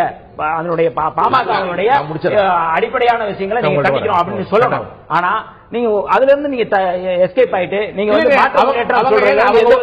ஒரு கூட்டம் போடுறதோ அவங்க கூட்டம் போடுறதோ விளம்பரம் கூட உங்களுக்கு எங்க உறுத்துது எனக்கு புரியல. நாங்க சொல்லல. அதுதான் ஒரு நாளைக்கு நீங்க 4 இடத்துல கூட்டம் போடுறீங்க, எப்படி ஆள் திரட்டுனீங்க, எங்க சொன்னாங்க, எவ்வளவு கொடி தோரணம் கிடைச்சது, அதுக்கு சொல்ல போறீங்களா? இந்த படுகொலையில அப்ப வந்து இந்த படுகொலையில இருந்து வந்து நீங்க எஸ்கேப் ஆகி இந்த படுகொலையை ஆதரிச்சு இந்த படுகொலை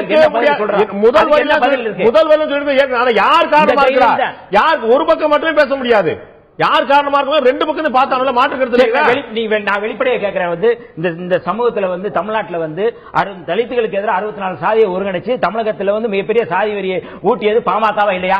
நான் பகிரவா சொல்றேன். நீங்க பகிரவா சொல்றீங்களா? பகிரவா சொல்றீங்களா? இதே மேடையில கடந்த முறை ஒரு வீடியோ போட்டு காட்டினாரு, அதுக்கு நீங்க ஏதாவது பதில் சொல்லிருக்கீங்களா? அதை செஞ்சது யாரு?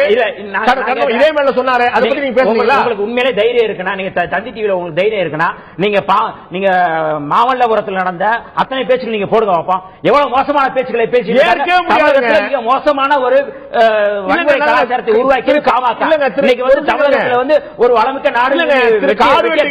கார்வெட்டி குரு அவர்கள் திமுக தலைவரை பத்தி ரொம்ப இழித்தும் பழித்தும் பேசியதை திருமண விழால மேடையில பேசி இதை எப்படி ஏற்க முடியும், அவர்கள் தடா சட்டம் பயணம் பகிரங்கமா கேட்டாங்க. அவங்க யாரும் புத்தர்னு உத்தமன் சொல்ல, அவர்கள் செய்தார்கள். நீங்க செஞ்சா நீங்க செஞ்சவங்க இப்படி தொடர் சங்கிலியா போயிருக்கு. இது எங்க நிற்கும்?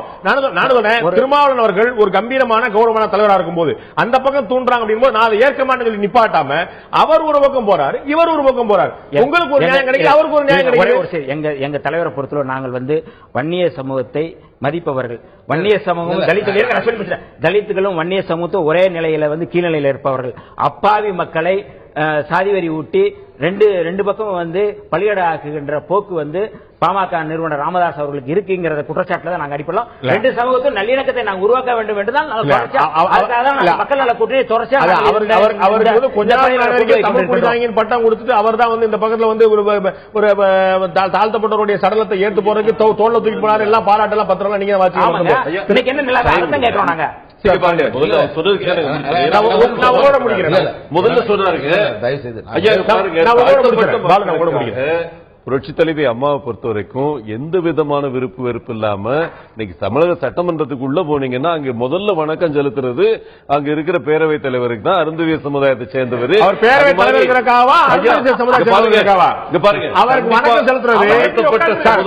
தமிழக முதலமைச்சரும் நீங்களும் அவருக்கு வணக்கம் தெரிவிப்பது அவர் அருந்ததியர் சமூகத்தை சேர்ந்தவர் என்பதற்காக அந்த மாதிரி பொறுப்புகளுக்கு ரோட்ல செருப்பு தச்சுக்கான இன்னைக்கு அவனை எத்தனை பேரை பார்த்து கும்பிட்டு போயிருக்கோம். நம்ம பாருங்க, தாழ்த்தப்பட்ட மக்களுக்கு அவன் அங்கேதான் இருக்கிறான். சொல்லணும்னா திமுக மீது என்ன விமர்சனத்தை வைத்தீர்களோ அதே விமர்சனத்தை நீங்கள் இங்க பொறுத்துறீங்க. நாங்க தாழ்த்தப்பட்ட கூட்டு பேரவையில் அமர வச்சிருக்கோம். தாழ்த்தப்பட்டவர்களுக்காக அமர வச்சிருக்கீங்க. அவருக்கு இந்த சபையை நடத்தக்கூடிய தகுதிக்கு நீங்க நினைச்சிருக்கீங்க. எம்எல்ஏக்கெல்லாம் சேர்ந்து உட்கார வைக்கிறாங்க. வந்தது பாருங்க, அடையாளத்தை பத்தி பேசுறாரு அவர். அதுக்காக தான் சொல்றேன். இப்ப தலித் மக்களுடைய அடையாளமாக இன்னைக்கு அந்த சிலையில ஏன் மாலை போடலன்னு கேட்கிறப்ப ஒண்டி வீரனுக்கு செலவு வச்சதே இங்க புரட்சி தலைவி அம்மா தான். இந்த மாதிரி வந்து பல இடங்கள்ல எந்த விதத்துல அடையாளப்படுத்த வேண்டுமோ, அந்த அடையாளங்களை மதிக்க வேண்டுமோ, அதை மகிமைப்படுத்த வேண்டுமோ, அதை செஞ்சது அனைத்து இந்திய அண்ணா திராவிட முன்னேற்ற கழகம். அழகு அதை மட்டும் தான் சொல்ல விரும்புறேன். ஒவ்வொரு இன்னைக்கு 20,000 தலித் மக்களை வந்து தொழில் முனைவோராக்கி இருக்கு இந்த அரசாங்கம். எந்த விதத்திலையும் வந்து அதுக்கு யாரும் சோட போடுறது கிடையாது. டிஎம்கே பீரியட்ல தாட்கோல தொழில் முனைவோர் ஆக்குனது மொத்தமே வந்து 2000 பேரு கீழே. இன்னைக்கு இந்த அரசாங்கத்துல 22,000 பேர் வந்து தொழில் முனைவோர் ஆக்கியிருக்காங்க. 7 லட்சம் கடன் கொடுத்திருக்காங்க. இது போன்ற வன்முறை சம்பவங்களை பற்றி உங்களுடைய இறுதியான, அதாவது நண்பர் வன்னியார் சொல்லும்போது சொன்னாரு இமால் சேரனுக்கு ஏன் மாலை போடலன்ட்டு.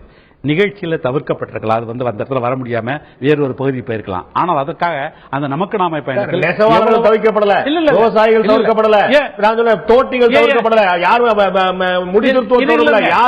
மாற்றுத்திறனாளிகள் தவிர்க்கப்படல. எல்லாமே அருமையான டீம் ஒன்று வச்சு செக்ஷனா பார்த்து 4 நாளா பார்த்து நேரமா குறிச்சு அவர்கள் அனுமதிக்கப்பட்ட அளவு கூட அதிகமா நேரம் ஸ்பெண்ட் பண்ணிருக்காரு உங்களுடைய தளபதி.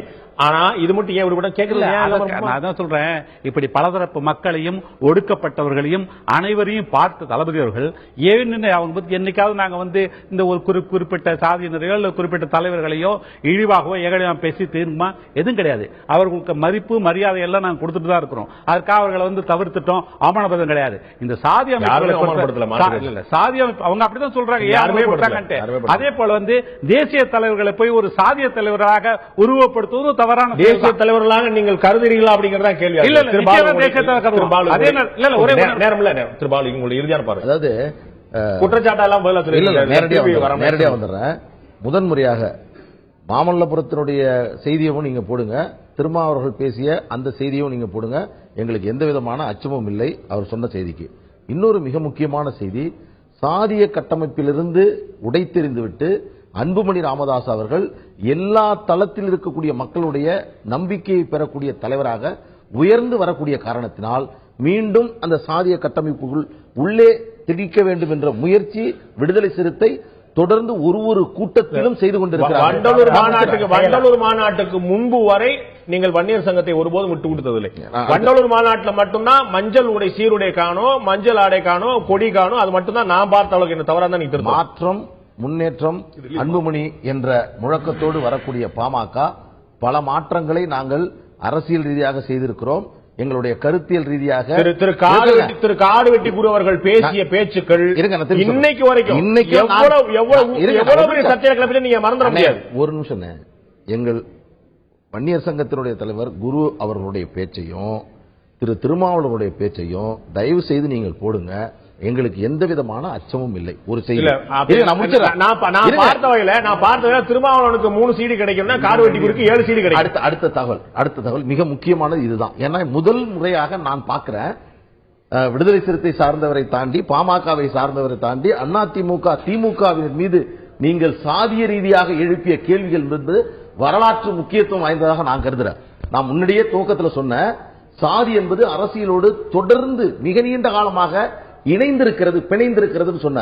அதற்கு ஒரு உதாரணம், நீதி கட்சி துவங்கியது பிராமணர்கள் அல்லாதவர்கள் அவர்களுக்காக துவங்கப்பட்ட இயக்கம் என்று திராவிட முன்னேற்ற நீதி கட்சி, அதற்கு பிறகு நீதி கட்சியிலிருந்து திராவிட முன்னேற்ற கழகம் துவங்கிய இந்த இயக்கம் பிராமணர்கள் அல்லாதவர்களுக்கு என்று துவங்கிவிட்டு ஒரு குறிப்பிட்டவர்களுக்கு மட்டுமே அது இயக்கமாக நடந்து கொண்ட காரணத்தினால்தான் பாட்டாளி மக்கள் கட்சி உதயமானது. இருங்க ஐயா முடிச்சிடறேன்.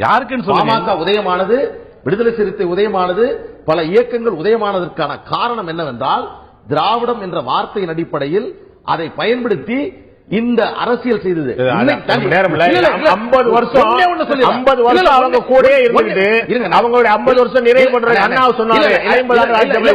ஒரே ஒரு செய்தி முடிச்சிடறேன். இந்த சாதி மக்களை, தமிழ்நாட்டில் இருக்கக்கூடிய அனைத்து தரப்பு மக்களை வாக்குக்காக மட்டுமே பயன்படுத்தக்கூடிய இயக்கமாக திமுகவும் அதிமுகவும் தொடர்ந்து இருக்கிறது. அவருடைய பிரதிநிதியாக இல்லாமல் எப்பொழுது வருகிறது என்றால் தேர்தல் எப்பொழுதெல்லாம் வருகிறதோ அப்பொழுதுதான் அந்த பட்டியல் வரும். ஆனால் அந்த மக்களுடைய பிரதிநிதியாக இந்த 2 இயக்கங்களும் அவர்களை அங்கீகரிப்பதில்லை, ஏற்றுக்கொள்வதில்லை. இதுதான் இந்த நாட்டில் இருக்கக்கூடிய சாதி அரசியல்.